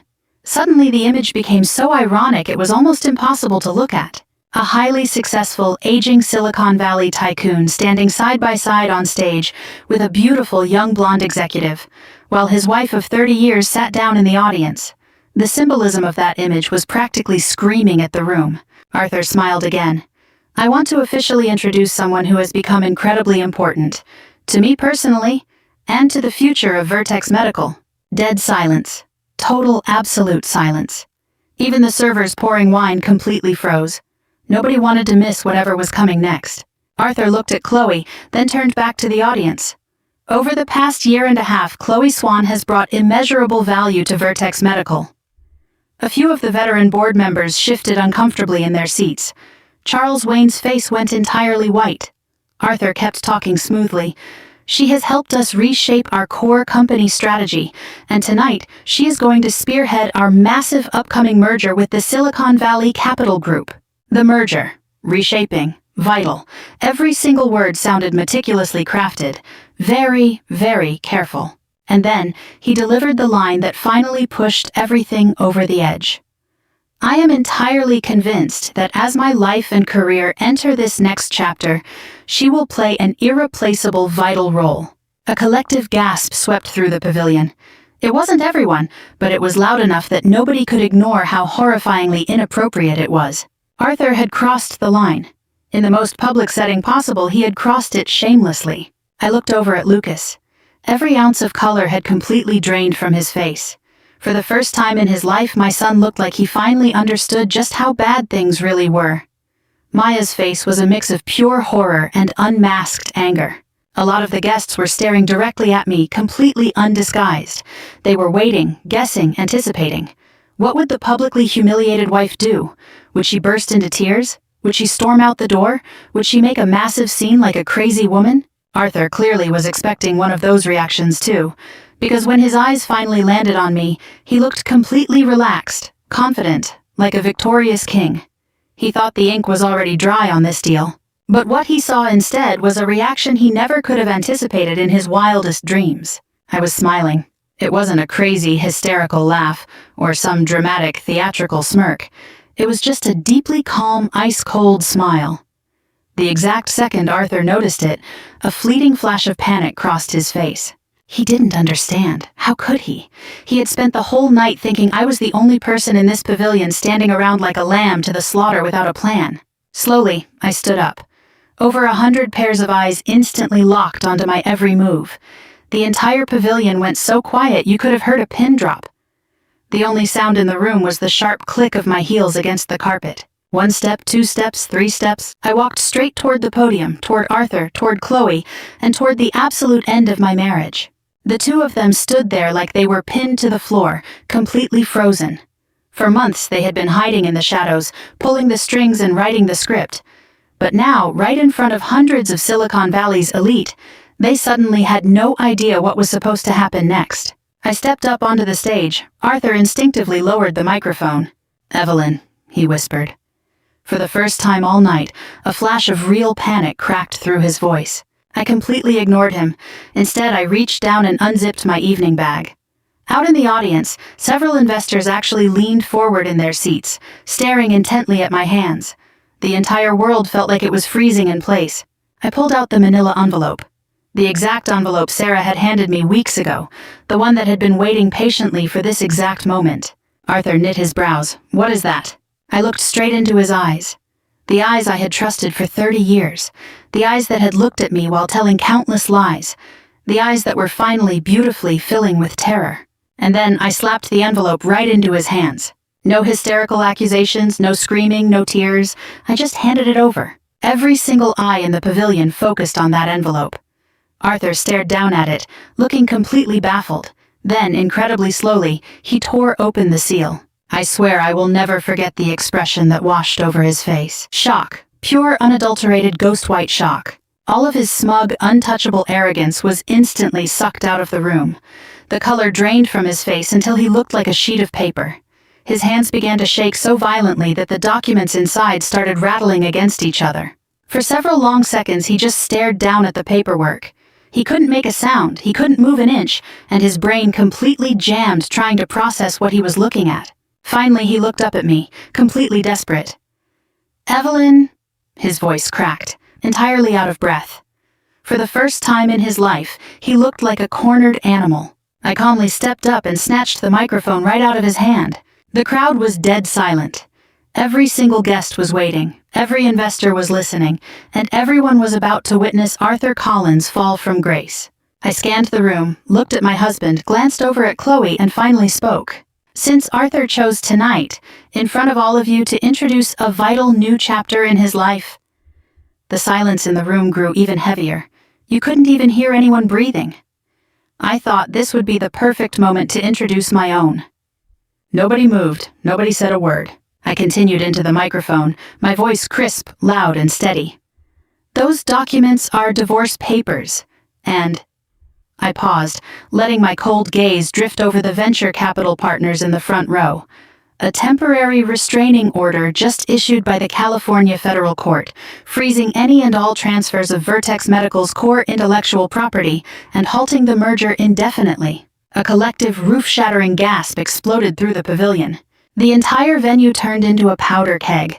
People were audibly shocked, whispering frantically to one another, and a few guests actually stood up in utter disbelief. Arthur looked like he'd been struck by lightning. For months, he had treated me like a soft, gullible relic who didn't understand how modern business worked. He never could have dreamed that I wasn't just planning a divorce. I had completely locked down his entire financial throat right before he could cash out. But the biggest shock wasn't what I had already done. It was what I was about to say next, because that restraining order was just the appetizer. Before this night was over, every single person in this room, especially the investors who were about to pump hundreds of millions of dollars into this company, was going to see exactly who Arthur Collins really was. The atmosphere in the room turned incredibly eerie. Over 100 wealthy people looked like statues. No music, no small talk, just heavy, suffocating shock. Arthur kept staring down at the court order like it was some kind of black magic. He looked completely defeated. For months, maybe years, he had imagined he could play God and control every single outcome. Now, his true colors were showing, and they were completely washed out. "Evelyn, don't do this," he whispered, practically begging. I didn't answer. This wasn't about comforting him. This wasn't about saving his face. I had spent 30 years protecting his dignity, but tonight was different. Tonight was about a reckoning. I gripped the microphone tightly. Everyone in the pavilion held their breath, trying to figure out how a lavish gala meant for bragging and fundraising had just turned into a corporate nuclear detonation. Arthur took a small step forward, reaching out to grab my arm. "We can handle this privately." Listen to that. The exact first instinct of the exposed hypocrite. Handle it privately, control the damage, manage the PR. I looked at him coldly, my voice echoing through the winery's pavilion. A few guests shifted uncomfortably in their chairs. "Privately?" I asked, my tone dripping with irony. "Were you handling things privately when you shoved Chloe into our core executive decisions?" Another wave of quiet gasps rippled through the crowd. Arthur's jaw clenched tightly. "Evelyn, please! Were you handling things privately when you humiliated me in front of everyone?" Suffocating silence. Arthur didn't answer because there was absolutely nothing he could say. Across the stage, Chloe had completely lost every ounce of her earlier arrogance. She looked absolutely miserable, nervously wringing her hands together. The bold, untouchable mistress act had totally vanished. For the first time tonight, she looked like a deer in headlights. I turned back to face the guests. Looking out at the crowd, I saw faces of people we had known for decades. Some had been at our tiny wedding in that rundown park. Some had watched Lucas and Maya grow up.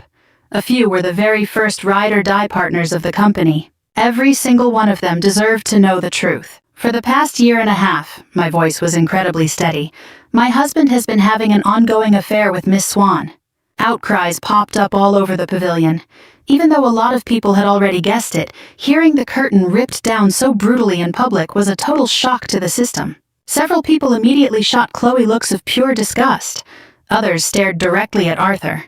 A few just looked away entirely, clearly terrified of being associated with a public relations nightmare of this scale. But this disaster had been written months ago. Tonight was just the press release.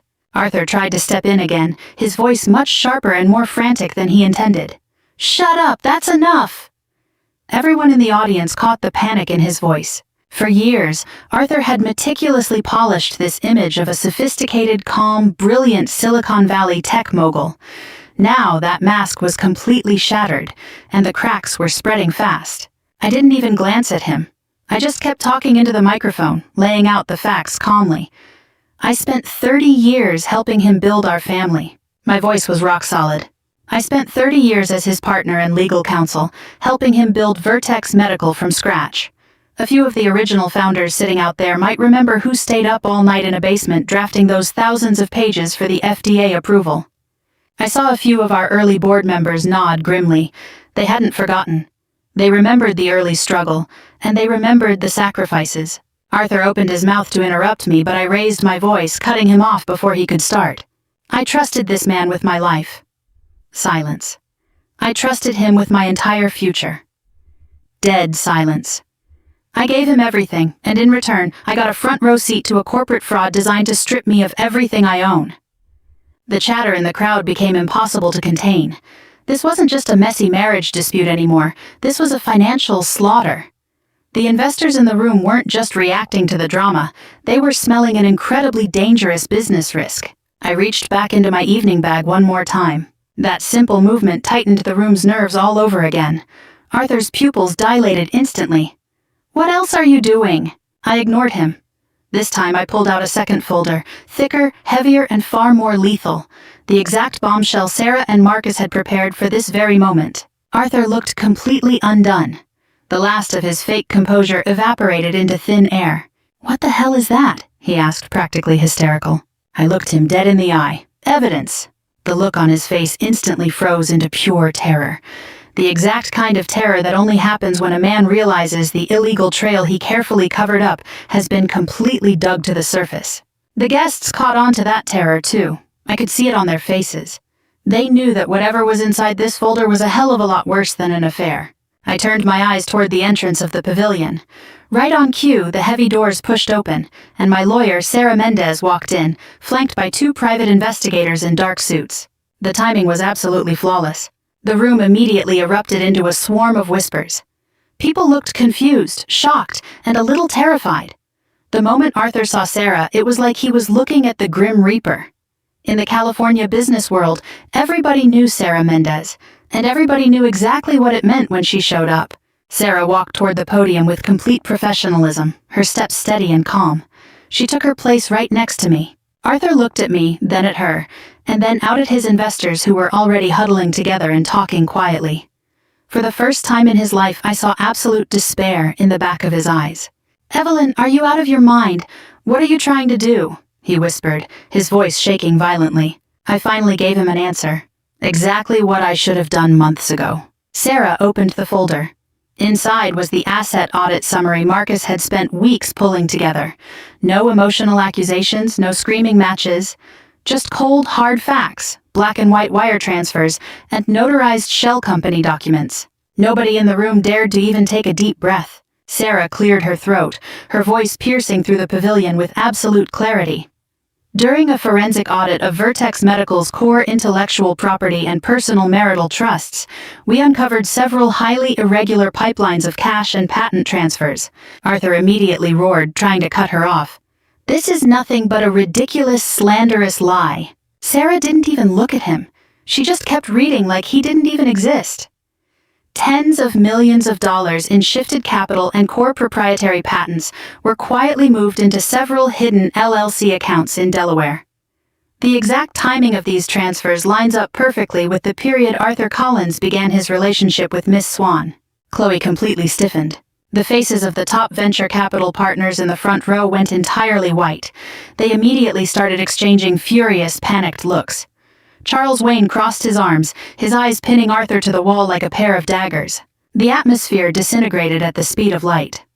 What started as a cliché Silicon Valley story about an aging CEO having a cliché affair had just mutated into a massive corporate scandal involving embezzlement, illegal related party transactions, and shareholder fraud. Sarah snapped the folder shut, delivering the final crushing blow. These findings will be filed simultaneously with the California Superior Court and the SEC tomorrow morning. Until then, the court has granted a full injunction asset freeze on all properties mentioned. Every single word out of her mouth was restrained, precise, and carried the weight of a nuclear bomb. Everyone understood exactly what this meant. The massive merger with the Silicon Valley Capital Group was completely dead. Arthur wasn't just facing a historic divorce settlement. He was looking at an endless gauntlet of federal investigations. The pavilion erupted into absolute chaos. Several investors immediately pulled out their phones and started texting frantically, clearly ordering an emergency halt on the bridge loans they were about to send to Vertex Medical. Executive team members had looks of pure terror on their faces. One high-profile investment banking tycoon in the front row stood up with a dark, furious expression, shook his head, and walked straight toward the exit. Then a second person followed, and then a third. I watched Arthur as he stared at the backs of their retreating figures. The brutal reality of the situation finally slammed into him like a freight train. This was no longer about me. This was no longer just about losing a marriage. The corporate empire he had spent his life building, the reputation he valued more than life itself, his credibility, and the massive influence he used to control the room, all of it collapsed into dust in a matter of minutes. Everything was completely ruined. Chloe took a panicked step forward. "I think we should leave," she whispered, her voice trembling violently. She looked like an entirely different person from the bold, arrogant woman who had strutted into the party acting like she owned the place. Arthur looked at her, then out at the chaotic crowd, and finally back at me. For a split second, I actually thought he might apologize, or show some remorse, or finally tell the truth. Instead, he did the one thing he was best at. He desperately tried to claw back control.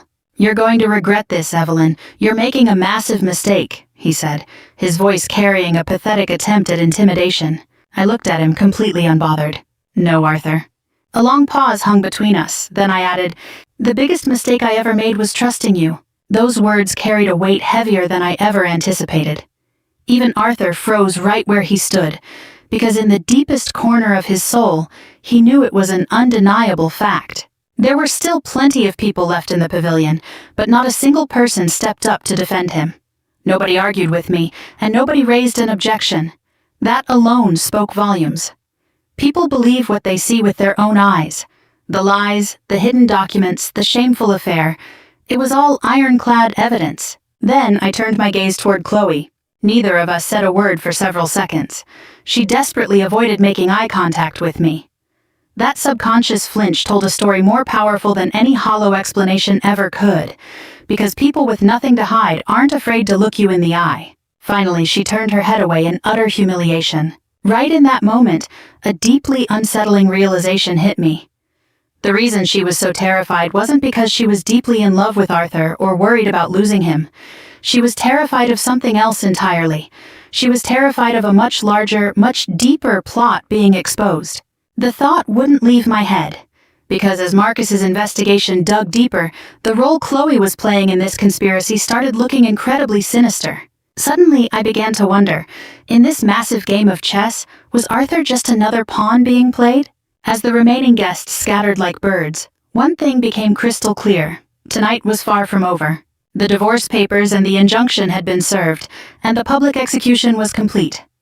But the most terrifying truth was still hidden right beneath the surface. It wouldn't be long before everyone, including the brilliant Arthur Collins himself, discovered with absolute horror that Chloe Swan was harboring a secret big enough to destroy them all. The morning after the dinner party, Silicon Valley felt incredibly quiet. Maybe it wasn't that the tech-obsessed area had actually gone silent, but rather that my own mind had finally found some peace. For months, my life had been filled with uncertainty, questions, self-doubt, and fear. Now, the dust had settled. My marriage was officially over. The dirty secrets were exposed to the bright California sun.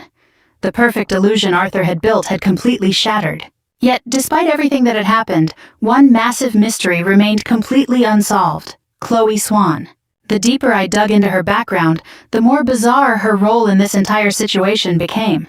And according to Marcus's latest tracking, we were finally on the verge of hitting the ultimate truth. 3 days after the dinner party, I met with Sarah and Marcus again in Sarah's office. The atmosphere in the room was heavier than it had ever been. Marcus had several thick folders laid out in a row across the conference table. The moment I walked in, he stood up. "Evelyn, I think we finally caught her." My heart rate instantly picked up. "Caught her doing what?" "We found out the real reason Chloe embedded herself in Arthur's life." I slowly pulled out a chair and sat down. For months, I had naturally assumed this was just a cliché Silicon Valley storyline, a successful male entrepreneur hitting a midlife crisis, falling for a beautiful, young, ambitious female subordinate. Apparently, reality was a hell of a lot more dangerous than a cheap romance novel. Marcus opened up a folder. Inside was a mountain of incredibly dry corporate records, SEC filings, and complex communication logs. At first glance, it looked like total junk mail.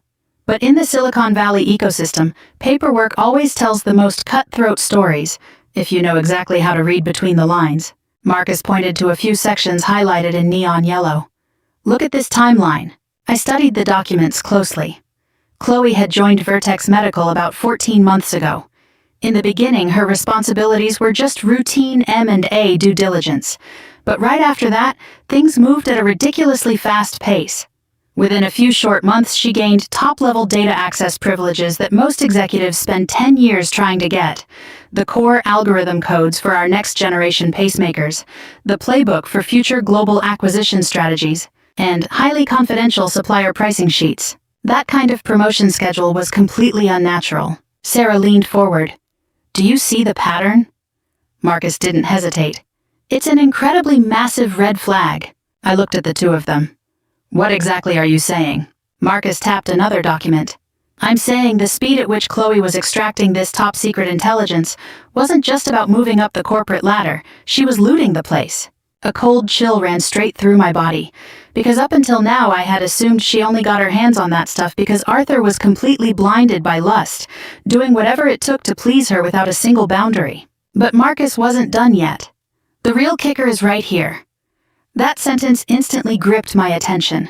Marcus pushed another folder over to me. This one contained information pulled from deeply hidden offshore structures and blind partner databases. The more I read, the more my skin crawled. A few seemingly unrelated risk consulting firms kept cross-referencing each other in the paperwork. At first, I didn't grasp what it meant. Then Marcus explained, the actual shell owners behind these consulting firms all point back to one massive player, Odyssey Bioscience. That is Vertex Medical's biggest rival in California. They've been quietly and aggressively bidding against us on the exact same multi-million-dollar government medical contracts. I nodded. That's normal in Silicon Valley. Tech companies are always in a life-or-death battle. But what does that have to do with Chloe? I asked. Marcus looked me straight in the eye. Because she is a high-level corporate spy planted directly by that rival. The temperature in the room felt like it dropped to 0 in an instant. What did you say? She has a massive web of financial kickbacks and personal ties connecting her directly to the executives at Odyssey Bioscience. I just sat there, completely frozen, unable to speak for a solid 30 seconds. Then I finally managed to find my voice. Are you telling me this wasn't an affair at all? Marcus and Sarah exchanged a look, neither of them answering right away. That heavy silence confirmed everything. Finally, Marcus spoke up. I don't think Chloe ever gave a damn about Arthur as a person. She was targeting the literal heart of Vertex Medical. My stomach twisted into a knot. For months I had viewed Chloe as the classic homewrecker who stole my husband. But now, an incredibly ironic reality was staring me right in the face. What if Arthur wasn't the hunter in this relationship at all, but the prey getting completely played? What if the entirety of Vertex Medical itself was her actual target? The truth was almost impossible to believe. Yet the evidence kept snowballing bigger and bigger. Over the next few weeks, even more inside details were unearthed. A few venture capital partners in the industry started tipping us off privately. Former employees came forward to talk. Every single piece of the puzzle locked perfectly into place. Some people remembered how Chloe used to aggressively pry into highly confidential technical specs.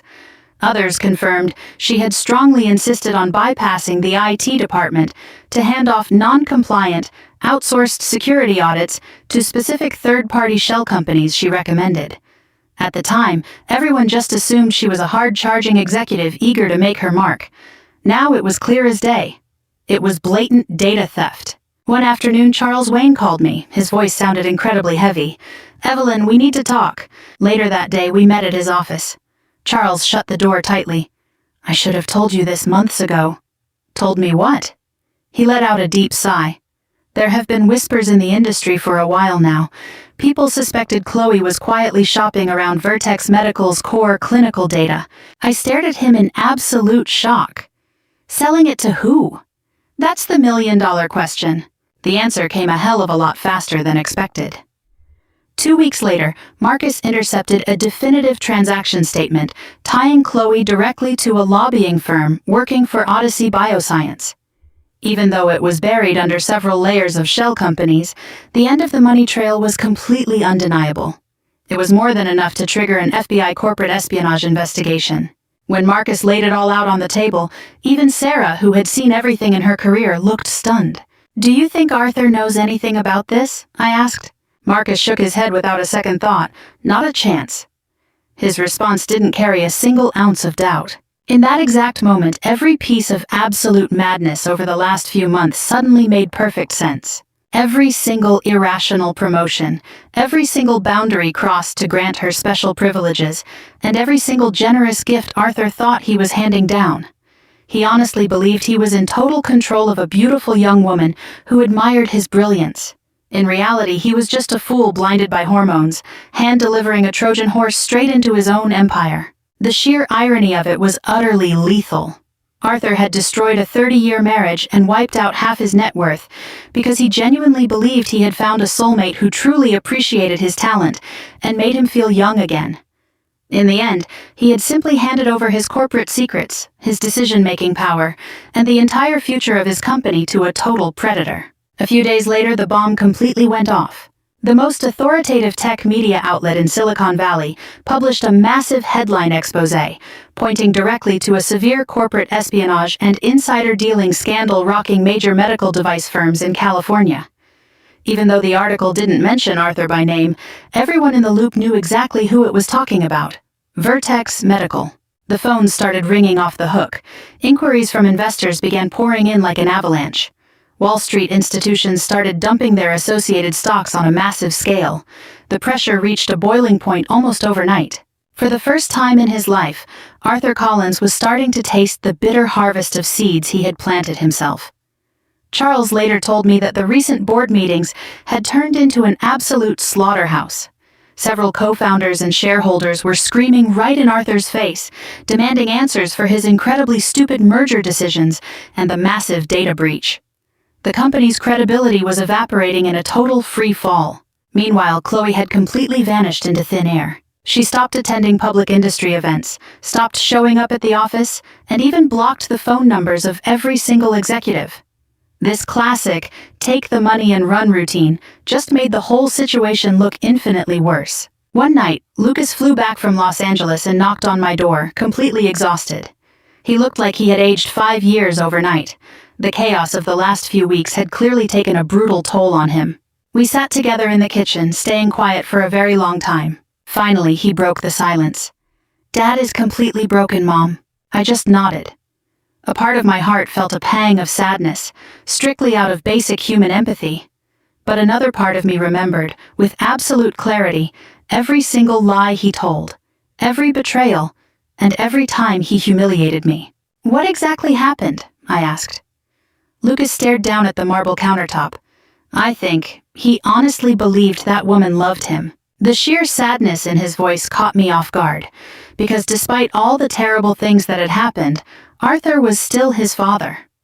Watching your own dad self-destruct like a total clown and lose everything, no matter how much anger you hold inside, is an incredibly bitter pill to swallow. Lucas looked up. "Did you know all along that she was just using him?" I thought about the question carefully, and then I shook my head. No. Because the truth was a hell of a lot more complicated. I had always suspected Chloe wanted way more than just Arthur's money, but even I didn't predict she was a literal corporate spy. Arthur, of course, never saw it coming in his wildest dreams, and now he was getting pinned to the wall, paying a devastating price. A few days later, Marcus called me to give his final briefing. His voice carried the sharp decisiveness of a closed case. "I think our work here is done, Evelyn." "It's over?" "The cards we're holding are more than enough to put them away for good." Enough. Such a simple word, but it marked the official end of months of suffocating suspicion, investigations, and exhausting secrecy. The picture was finally complete. Chloe Swan had embedded herself in Arthur's life as a sleeper agent. She became his mistress, used that intimacy to extract high-level corporate access, and completely drained his trust. And the exact second the gig was up and the FBI was about to step in, she ghosted, leaving Arthur entirely on his own to take the fall in the Silicon Valley arena. The ultimate irony wasn't just that Arthur betrayed me. It was that he hand-delivered his entire life to destruction for a woman who never possessed a single ounce of loyalty to him. The man who thought he was untouchable, who callously threw his wife away, ended up getting tossed aside like absolute garbage by someone else. For some reason, that realization brought me a deep sense of sadness rather than a rush of vengeful joy. Because 30 years ago, the man I fell in love with was a good man with big dreams and real integrity. Now I was just looking at a pathetic pile of ruins. The weeks right after that dinner party were emotionally the most exhausting stretch of my entire life. It wasn't because of Arthur or Chloe or the sickening legal paperwork or the public gossip and mockery. The absolute hardest part was watching my own family face the brutal, bloody truth. Truth has a savage way of demanding payment from every single person it touches. Now, it was Lucas's turn to pay his share. For months, my son had stood up for his father. It wasn't because he was mean-spirited or because he didn't love me. It was because deep down in his soul, He desperately refused to believe that the father he idolized could commit such a horrifying betrayal. I understood that denial, even though it cut me deeply at the time. About a month after the party, on a Saturday morning, Lucas called me out of the blue. His voice sounded completely different, heavy, and incredibly low. "Mom, can I come over?" "Of course you can." An hour later, he was sitting at my kitchen table, the exact spot where he used to eat his cereal before school, where we celebrated countless Thanksgivings, and where he had told me just months ago that I was overthinking things. Now he couldn't even bring himself to look me in the eye. A solid 10 minutes passed in total silence. Finally, Lucas broke the ice. "I owe you a massive apology, Mom." Those words instantly caught in my throat, because I had been waiting for them. I didn't demand them, and I didn't force them, but they were the one piece of hope I had desperately held onto as a mother. Lucas kept his eyes glued to his hands. "I should have believed you from the start." I stayed quiet, letting him finish. I didn't want to see the ugliness." His voice started to crack. "I kept lying to myself, telling myself Dad wasn't that guy. I thought if I just closed my eyes, all this garbage would just go away on its own." His eyes rolled red with tears. Seeing him like that completely broke my heart, because I knew that exact feeling all too well.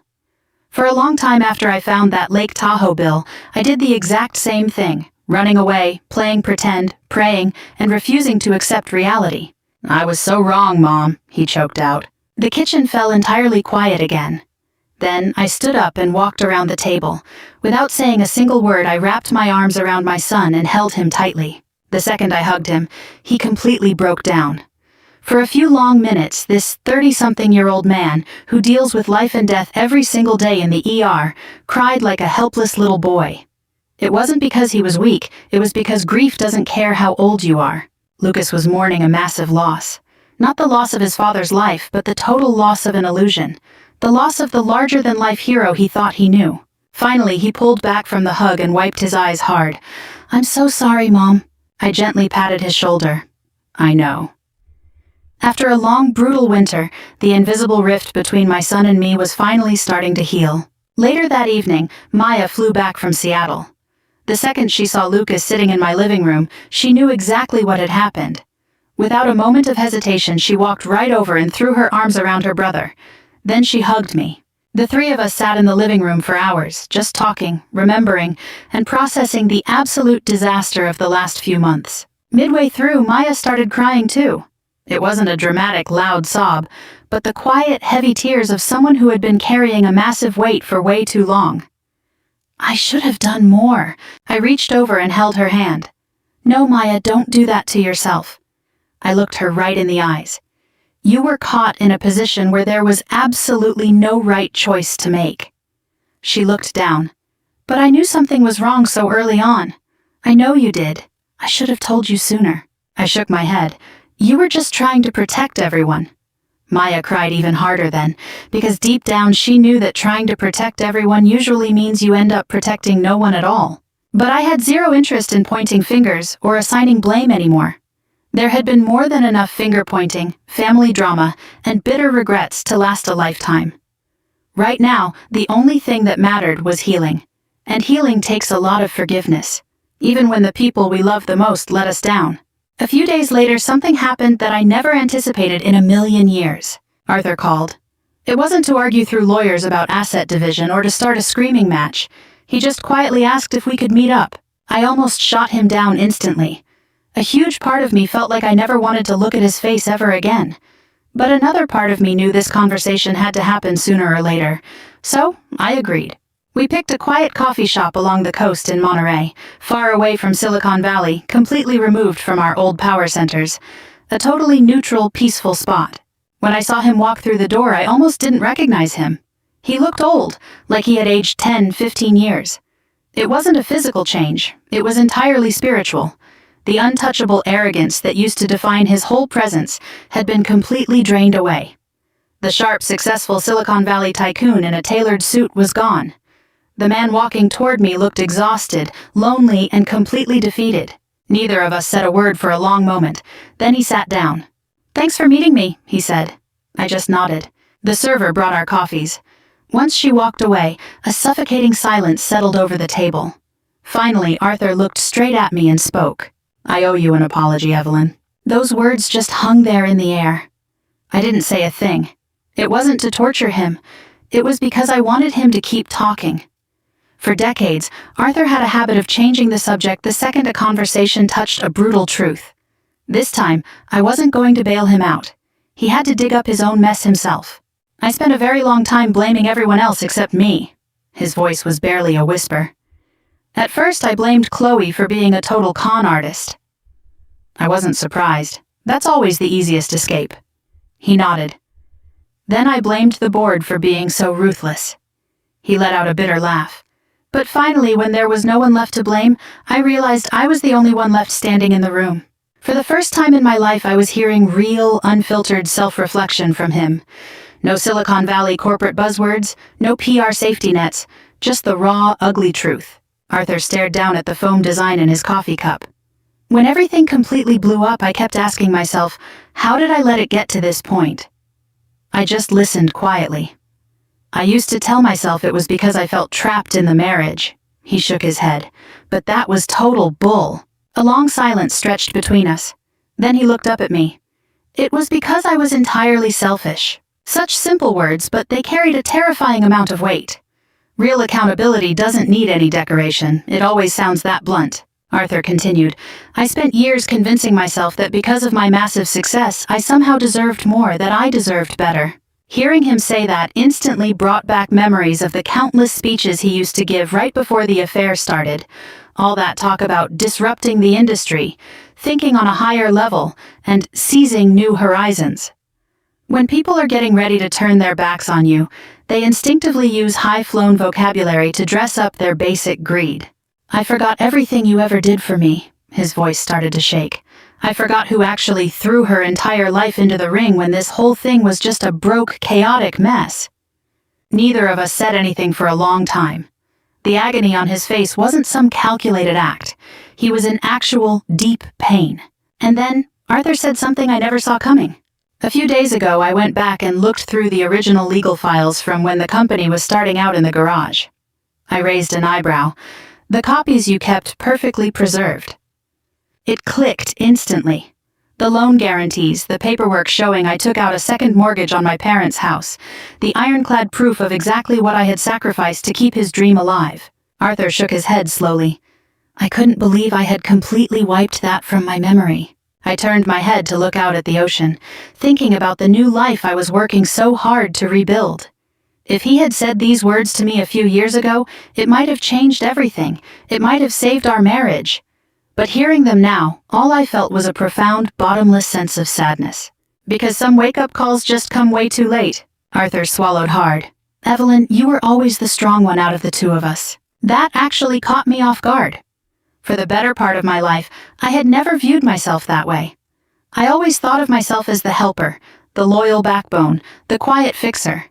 I never thought of myself as strong. But surviving a nuclear betrayal like this had forced me to discover a reservoir of strength I didn't even know I possessed. Arthur looked away, asking a question with absolute humility. Do you ever miss what we used to have? The question just hung out there in the open air. I thought about it seriously and gave him the most honest answer I could. Sometimes. He nodded. I continued, I miss a specific part of us. That distinction was everything. I wasn't mourning the marriage that had just died. I was mourning the marriage I used to believe in. The early years where we struggled together in that cramped apartment, the big dreams we had for the future, and the years we spent building a life side by side. I wasn't missing the dirty business of lies and calculations it had turned into. Arthur seemed to understand. For a long time, we just sat there in absolute silence. Finally, he asked the question I knew was coming. It was probably the only reason he had summoned the nerve to ask me out today. Do you think there's even a 1 in a million chance we could ever start over? I looked at him closely. The man sitting across from me wasn't arrogant anymore. He wasn't untouchable, and he wasn't blinded by Silicon Valley hubris. He was completely desperate for an answer, so I gave him the truth. No, the word landed softly. There was no bitterness in it, no sense of vengeful joy, just total, absolute finality. Arthur closed his eyes. For a second, a look of pure despair completely washed over his face. Strangely, he didn't argue, he didn't try to bargain, and he didn't beg.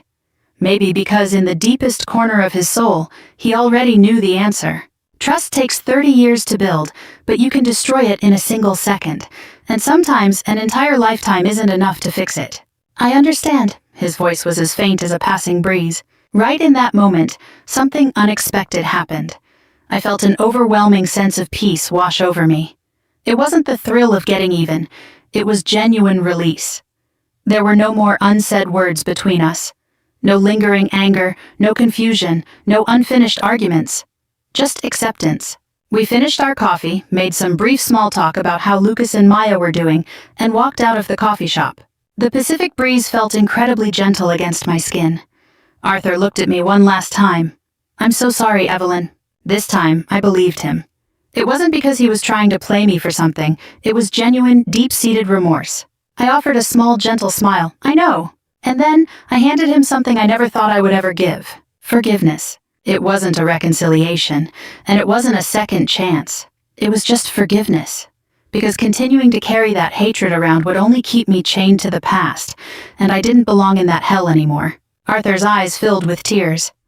We stood there for a few seconds without moving.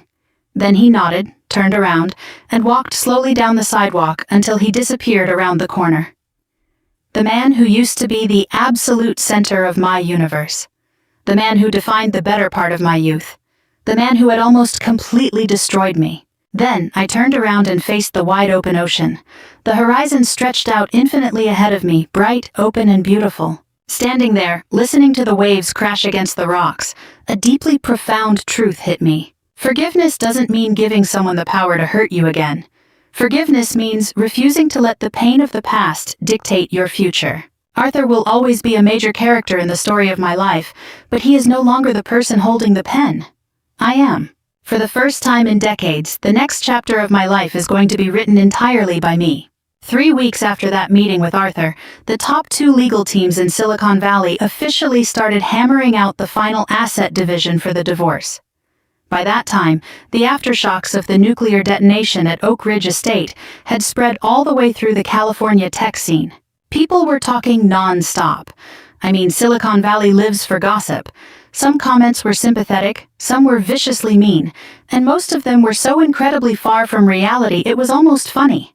That's just the nature of a public scandal. Everyone thinks they have the inside scoop, but nobody actually knows the truth except the people who lived it. For the first time in my entire life, I completely did not give a damn what anyone thought of me. That feeling of freedom was absolutely incredible. For decades, I had poured an insane amount of energy into keeping the peace, protecting Arthur's titan of industry reputation, and making sure everything looked respectable to the outside world. Now I had reached a place where I only cared about my internal peace, completely done with the vanity of high society. That shift changed everything.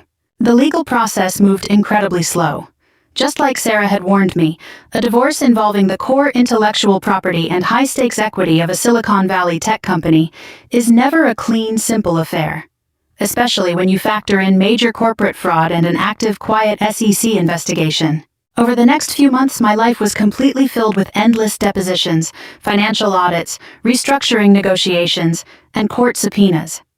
Sometimes the sheer pressure felt suffocating, but I wasn't fighting this battle alone anymore. Sarah was an absolute shark at the negotiating table. The ironclad evidence Marcus brought to the table became a literal guillotine hanging over Arthur's neck. And the thing that brought me the most comfort was that Lucas and Maya stood firmly by my side through all of it. Having that unconditional support from my kids gave me a definitive surge of strength. One afternoon, about 6 months into the legal tug-of-war, Sarah called me. "Are you sitting down?" I laughed. Whenever a lawyer starts a call with that line, anyone with a weak heart is about to have a panic attack. "What's going on?" "We just reached a final agreement on the core asset blocks." My heart rate instantly picked up. In California, community property is usually a straight 50-50 split. But because we had absolute proof of Arthur's intentional, fraudulent hiding of marital assets, he was at a massive disadvantage in court. To avoid facing criminal fraud charges, his attorneys had to make massive concessions on the civil side. Sarah broke down the specifics with total professionalism. The royalty rights to several of the company's most valuable early patents were being carved out and placed strictly under my name. I was getting absolute control over multiple high-net-worth offshore trusts, and all of his hidden equity in those outsourcing shell companies was seized to cover my cash compensation. After she finished laying it all out, I stayed quiet for a long time. I wasn't running the numbers or counting the money in my head. I was thinking about the woman who months ago was absolutely terrified that she was going to lose everything and end up with nothing. That woman felt like a completely different person from a past life. I hadn't won this battle because I robbed Arthur of anything. I had simply stood my ground and taken back what I spent 30 years of my youth and hard work building with my own hands. Not a penny more, and not a penny less. Later that evening, I walked through the massive Atherton estate where I had lived for over 20 years. Every single room was packed with memories. The kids' birthday parties, the chaotic joy of unwrapping presents on Christmas morning, the celebration dinner when Lucas got into medical school, and of course the countless arguments, laughs, and the rhythm of life itself. Thinking about leaving this place did bring a slight pang of sadness, but strangely it didn't break me, because this house only represented a single chapter of my life, not the entire book of who I am. That distinction was everything. A few weeks later, I bought a house in Carmel by the Sea. It wasn't extravagant by any stretch. In fact, compared to my estate in Atherton, a lot of people would probably consider it a little on the modest side. But that was exactly why I fell in love with it. The house sits right on the edge of a cliff, overlooking the vast Pacific Ocean. There are no tacky Roman columns and no massive team of servants walking around. There is just enough peace for you to hear the waves crashing against the shore at night, just enough space to smell the salty ocean breeze in the morning, and just enough to remind you that life keeps moving forward. The very first time I went to look at the place, I stood alone on the wooden deck for nearly 20 minutes, listening to the wind, taking deep breaths, and just thinking. For the first time in decades, I felt like the future was a piece of clay I could shape with my own 2 hands, rather than a death sentence someone else had forced onto me. I moved in 2 months later. Maya flew out to help me pack up all my old books, and Lucas cleared his schedule at the hospital to personally drive a rented U-Haul truck and handle all the heavy lifting. We spent the entire weekend getting the new place set up. At one point, Lucas carried a heavy cardboard box into the living room, looked around, and just smiled. "This place feels a lot more like you." That actually caught me off guard. "What does that mean?" he shrugged. "It just feels incredibly peaceful." I looked around the room. The deep blue Pacific, the bright California sun, and the quiet air. Maybe he was right. Because for me, inner peace had become a hell of a lot more valuable than Silicon Valley privileges, social status, or hollow vanity. The estate in Atherton represented success, but this wooden house by the sea represented freedom.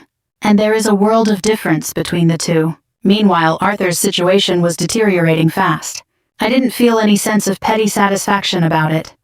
Unlike what people expect from a dramatic revenge story, watching someone you used to love suffer doesn't actually bring much joy, even if they hurt you deeply. But karma has a way of being brutal and perfectly fair. The corporate espionage scandal triggered by Chloe completely backfired on him. After an absolute bloodbath of an internal power struggle, the Vertex Medical Board stripped Arthur of his CEO title. Even though he managed to hold on to a fraction of his equity, his influence in Silicon Valley was completely wiped out. Several massive federal medical procurement contracts they were about to lock down were shelved indefinitely. The company survived, but it was no longer the legendary golden goose that venture capitalists used to fight over. As for Chloe Swan, she completely evaporated from the California business scene. Within a few months of the scandal breaking, Odyssey Bioscience treated her like a burned asset and kicked her to the curb. Some people said she hid out on the East Coast, changed her name, and got back into venture capital. Others said she got tangled up in a much dirtier insider trading mess and ended up on the federal radar. Some people even insisted she left the American business world entirely. To be completely honest, I didn't care at all. For a long time, I viewed Chloe as the ultimate villain in the script of my life, but eventually I realized she didn't even deserve that title. This story was never about Chloe. It was about choices. Arthur's choices, my choices, and the decisions we all make when we are faced with temptation, fear, arrogance, or pain. Blaming everything on a calculated third party might make you feel better temporarily, but cheap excuses never bring real healing. One afternoon, while I was organizing some old things in my new study, a yellowed, faded photograph slipped out from the pages of a book. It was taken nearly 30 years ago. Arthur and I were standing right outside a rundown incubator in San Francisco.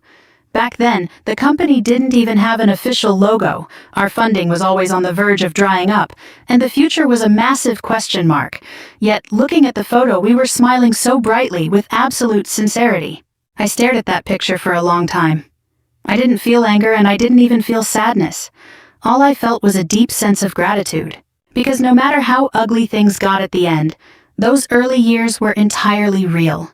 The love we shared through the struggles was real, the absolute sacrifices were real, and the dream of changing the world together was real too.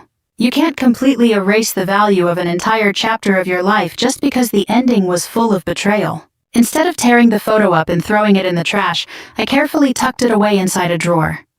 Some memories deserve to be respected, even if they still sting a little when you touch them. By the time autumn rolled into Carmel, I had completely settled into my new rhythm. Running along the coastline in the morning, drinking pour-over coffee on the deck, spending hours on FaceTime with Maya, and waiting for Lucas to drive down on the weekends to grab seafood with me. In the beginning, this pace felt incredibly foreign, but slowly it became comfortable, natural, and entirely my own. One evening, I was sitting in a wicker chair on the deck, watching the sun slowly sink into the edge of the Pacific. The ocean was painted in a gorgeous, fiery gold and red. The view was so beautiful it almost felt surreal. For the better part of the last year, my only instinct had been basic survival. But now, a completely different kind of miracle was happening. I wasn't just fighting to get by anymore. I was rebuilding myself. Slowly, and with plenty of scars, but it was an undeniably real rebuilding. Listening to the waves tirelessly rush against the sand over and over again, I understood a vital truth. The end of my marriage wasn't the end of my life. It wasn't even the end of my story. It was simply turning the page on a very long chapter. And after a night that felt like it would last forever, I was finally ready, as a completely brand new version of myself, to start writing the next one.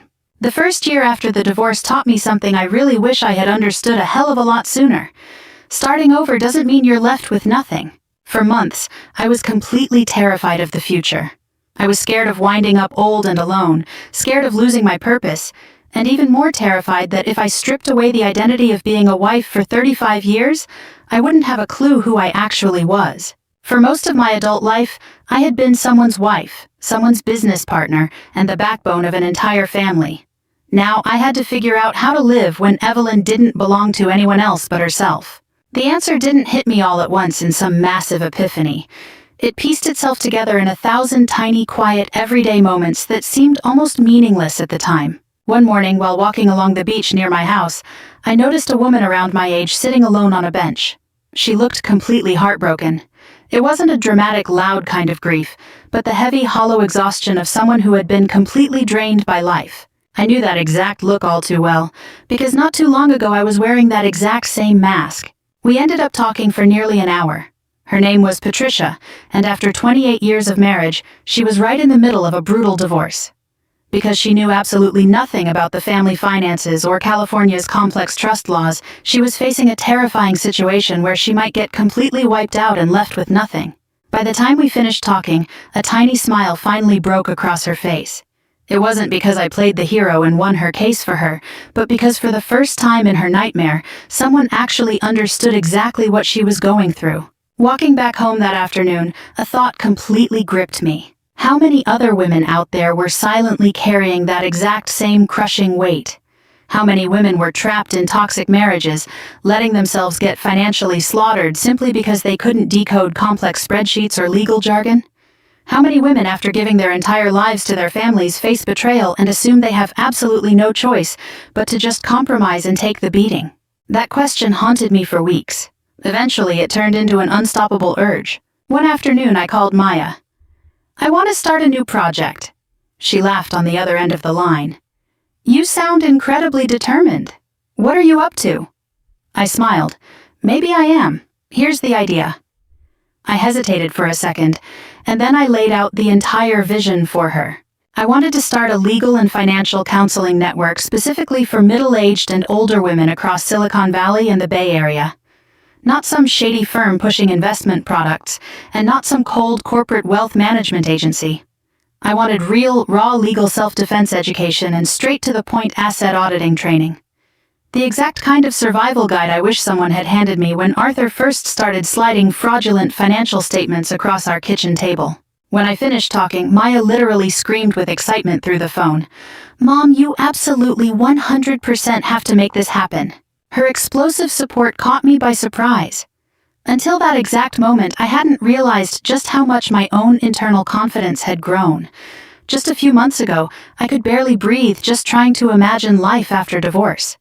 Now I wasn't just planning the future, I was actively building a brand new fortress. The irony of it was incredibly thick. After spending decades helping Arthur chase his ambitions of changing the world, I was finally starting to build my own. The project started out small, incredibly small. Just a basic website and a few free financial self-defense workshops hosted at the Carmel Community Center, without any flashy marketing. But the chain reaction it triggered was way beyond anything I ever imagined. Almost overnight, women started flooding in looking for help. Widows, stay-at-home moms hitting a midlife crisis, and spouses of high-level executives who had been cheated on. These were women who had perfectly managed the logistics of entire households for decades, yet didn't even know how many bank accounts their husbands had registered under shell corporations in Delaware. Women who were losing sleep, completely terrified of an unknown future. Women who just needed someone without any judgment to explain a trust asset protection clause in plain English. Their stories broke my heart over and over again. I kept hearing the exact same desperate plea. I have absolutely no idea where to even start looking. I understood that suffocating feeling perfectly, because after I found that Lake Tahoe bill, I dragged myself through that exact same valley of total helplessness. Pretty soon, my workshops turned into a hell of a lot more than just financial literacy classes. They became a sanctuary for these wounded women, a mutual support alliance, and a safe place where they could tear down their defenses and expose their rawest scars to heal. Every single time I used my background as a patent compliance attorney to help a helpless wife track down the stock options her husband was trying to hide, and every time I watched the spark of confidence light up in their eyes again, I found another piece of my own strength. Meanwhile, my relationship with Maya grew deeper than it had ever been. In a strange way, this family crisis completely forged a brand new bond between us. One Saturday afternoon, after she helped me run a workshop, we grabbed lunch together by the water. Mid-bite, she suddenly looked up at me and smiled. "What?" I asked, touching my face. She shook her head. "You just look entirely different than you used to." I let out a soft laugh. "Different how? Older?" "No," she said, "just a hell of a lot happier." That word caught me completely off guard. Because happy was something that had been pretty much wiped out of my vocabulary over the last year or two. Words like survival, healing, and transformation felt a hell of a lot more accurate for where I was at. But happy? That just sounded entirely too luxurious. But as I really let that word sit with me, I realized Maya was right. It wasn't because my life was flawless, but because I was finally living with absolute authenticity. There was nobody left to please, and there were no more lies to cover up. Inside that absolute honesty lay a massive, ground-shaking kind of freedom. The exact kind of freedom I thought had been slowly ground to dust over 30 years of marriage. My relationship with Lucas was healing too, though it carried a much heavier weight. Lucas was carrying a hell of a lot more guilt than Maya. For a long time, he couldn't forgive himself for picking the wrong side at the absolute worst moment, and for trying to whitewash his father's behavior. No matter how many times I told him that I had completely moved on, he kept punishing himself in his subconscious. One evening, he drove down to see me after a shift at the hospital. We sat out on the deck, letting the ocean breeze hit us. The conversation drifted from emergency surgeries to future plans, and eventually to the absolute absurdity of life. As we were talking, Lucas suddenly turned his head and looked at me with absolute seriousness. "Mom, I am just so damn proud of you." I was a little surprised. "For what?" He let out a bitter smile. "Because you didn't just survive. You're actively pulling other people out of the mud." I looked out at the distant ocean, completely painted red by the setting sun. Neither of us said anything for a long moment. Then, Lucas quietly added, "I never realized before just how strong you actually are." That line hit me deep. It wasn't because I needed his flattery, but because it represented an incredibly rare kind of mutual respect. The kind of respect that only happens when people stop defining you by a stereotype. For decades, even my own kids had viewed me strictly as mom. The woman who made dinner, the one who handled the paperwork and logistics, the permanent background fixture who was never supposed to break down. But now, they were looking at a real, three-dimensional person. A woman with a mind of steel, exceptional intelligence, and an unbelievable amount of resilience. That shift in how they saw me meant a hell of a lot more than winning 1,000 divorce battles. As time moved on, life settled into a brand new groove. The final divorce papers were officially filed. The endless, exhausting battle over the asset division was done. The massive scandal that had completely shocked the Silicon Valley venture community had finally blown over. People have short memories. They had already moved on to the next fresh, messy drama. And I was incredibly grateful for that. I had absolutely zero desire to keep being the talk of the Silicon Valley elite. The peace of Carmel Beach suited me a hell of a lot better. But on a rainy Tuesday afternoon, something completely unexpected happened. My phone started ringing. An incredibly familiar name popped up on the screen. Charles Wayne. I picked up instantly. Charles? His signature booming laugh echoed through the line. Have you heard anything from Arthur lately? That question put every single one of my senses on high alert. No, why? What's going on? Charles let out a low chuckle. It's interesting. He's been checking in with all of our old venture capital buddies, frantically asking about you. I knit my brows. Asking what? Asking how you're doing, if you're okay. That answer caught me completely flat-footed. For the better part of the last year, outside of the legal property split handled strictly by our lawyers, Arthur and I had cut off all communication like dead text. Charles continued, Everyone in the valley is saying the old guy finally woke up and realized exactly what kind of woman he threw away. I honestly didn't know how to react for a second. A part of me felt a faint, indescribable wave of sadness, but another part felt an incredibly sharp, clear sense of release. Because that wake-up call came way too late. It was so late that listening to it didn't even register as a joke anymore. It was just white noise. After I hung up that night, I wrapped myself in a blanket and sat out on the deck, watching a rare Pacific storm roll over the water.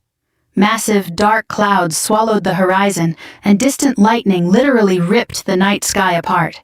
The view was a perfect metaphor. For years I had been living like a blind person right in the dead center of the storm, getting completely battered by deception and plots. But now, I was standing in an absolute safe harbor, calmly watching the violent waves from a distance. Listening to the wind howl, I understood the absolute core of my own story. My story was no longer some trashy drama about a cheating husband and a corporate takeover mistress. It wasn't about Arthur's arrogance, and it wasn't about Chloe's calculated malice. My story had transformed into something a hell of a lot bigger, with a much deeper meaning. It was a story about rising from the ashes. It was about picking up the pieces of your own soul from the ruins and building yourself back up block by block.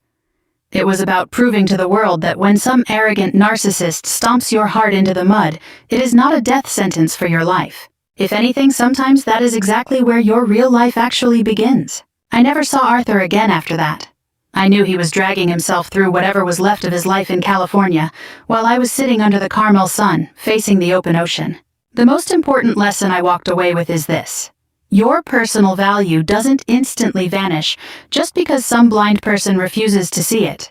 For years, I was completely used to measuring my own worth by my marriage, my family, and the billionaire husband I had personally built up. When Arthur betrayed me and tried to execute a corporate slaughter against me, I fell into despair for a minute, thinking my 30 years of patience and sacrifice had been reduced to a cheap joke. But time, the fairest judge of all, taught me a completely different lesson. The love I gave was entirely real. The loyalty I showed was real. The all-nighters I pulled in that basement to get our very first patent through were real too. The dirty, greedy choices made by a deeply selfish person can never erase the brilliance of who you are. I also learned that silence is never a sign of weakness. When the disaster first hit, a lot of people were waiting for me to turn into a hysterical, screaming woman, making a scene at the office, blasting him on Twitter, or taking everyone down with me in a blaze of glory. Instead, I chose the absolute patience of a reaper. I quietly gathered the evidence, audited the money trails, and armed myself with the highest-level legal weapons available. I held my tongue until the absolute perfect moment, and then I struck with total finality, taking back my dignity and my wealth with my own hands. Sometimes real power doesn't belong to the loudest voice in the room. Sometimes power is found in the quiet, absolute resolve that says, I will never accept this disrespect. And most importantly, I learned that as long as you're still breathing, healing and starting over are possible at any absolute age. In a meat grinder like Silicon Valley that completely worships youth, a lot of people think that once a woman passes 50, her life is basically over. But I proved the exact opposite with a flawless counterattack. The end of a marriage is incredibly painful, but it acted like a carving knife, forcing me to break out of the shell of being a dependent wife so I could find myself again. It opened doors I never would have dreamed of knocking on. It forged an unbreakable bond between my kids and me that we never had under the fake prosperity of our old life. And it gave me the absolute confidence to build an empire that belongs entirely, from top to bottom, to Evelyn.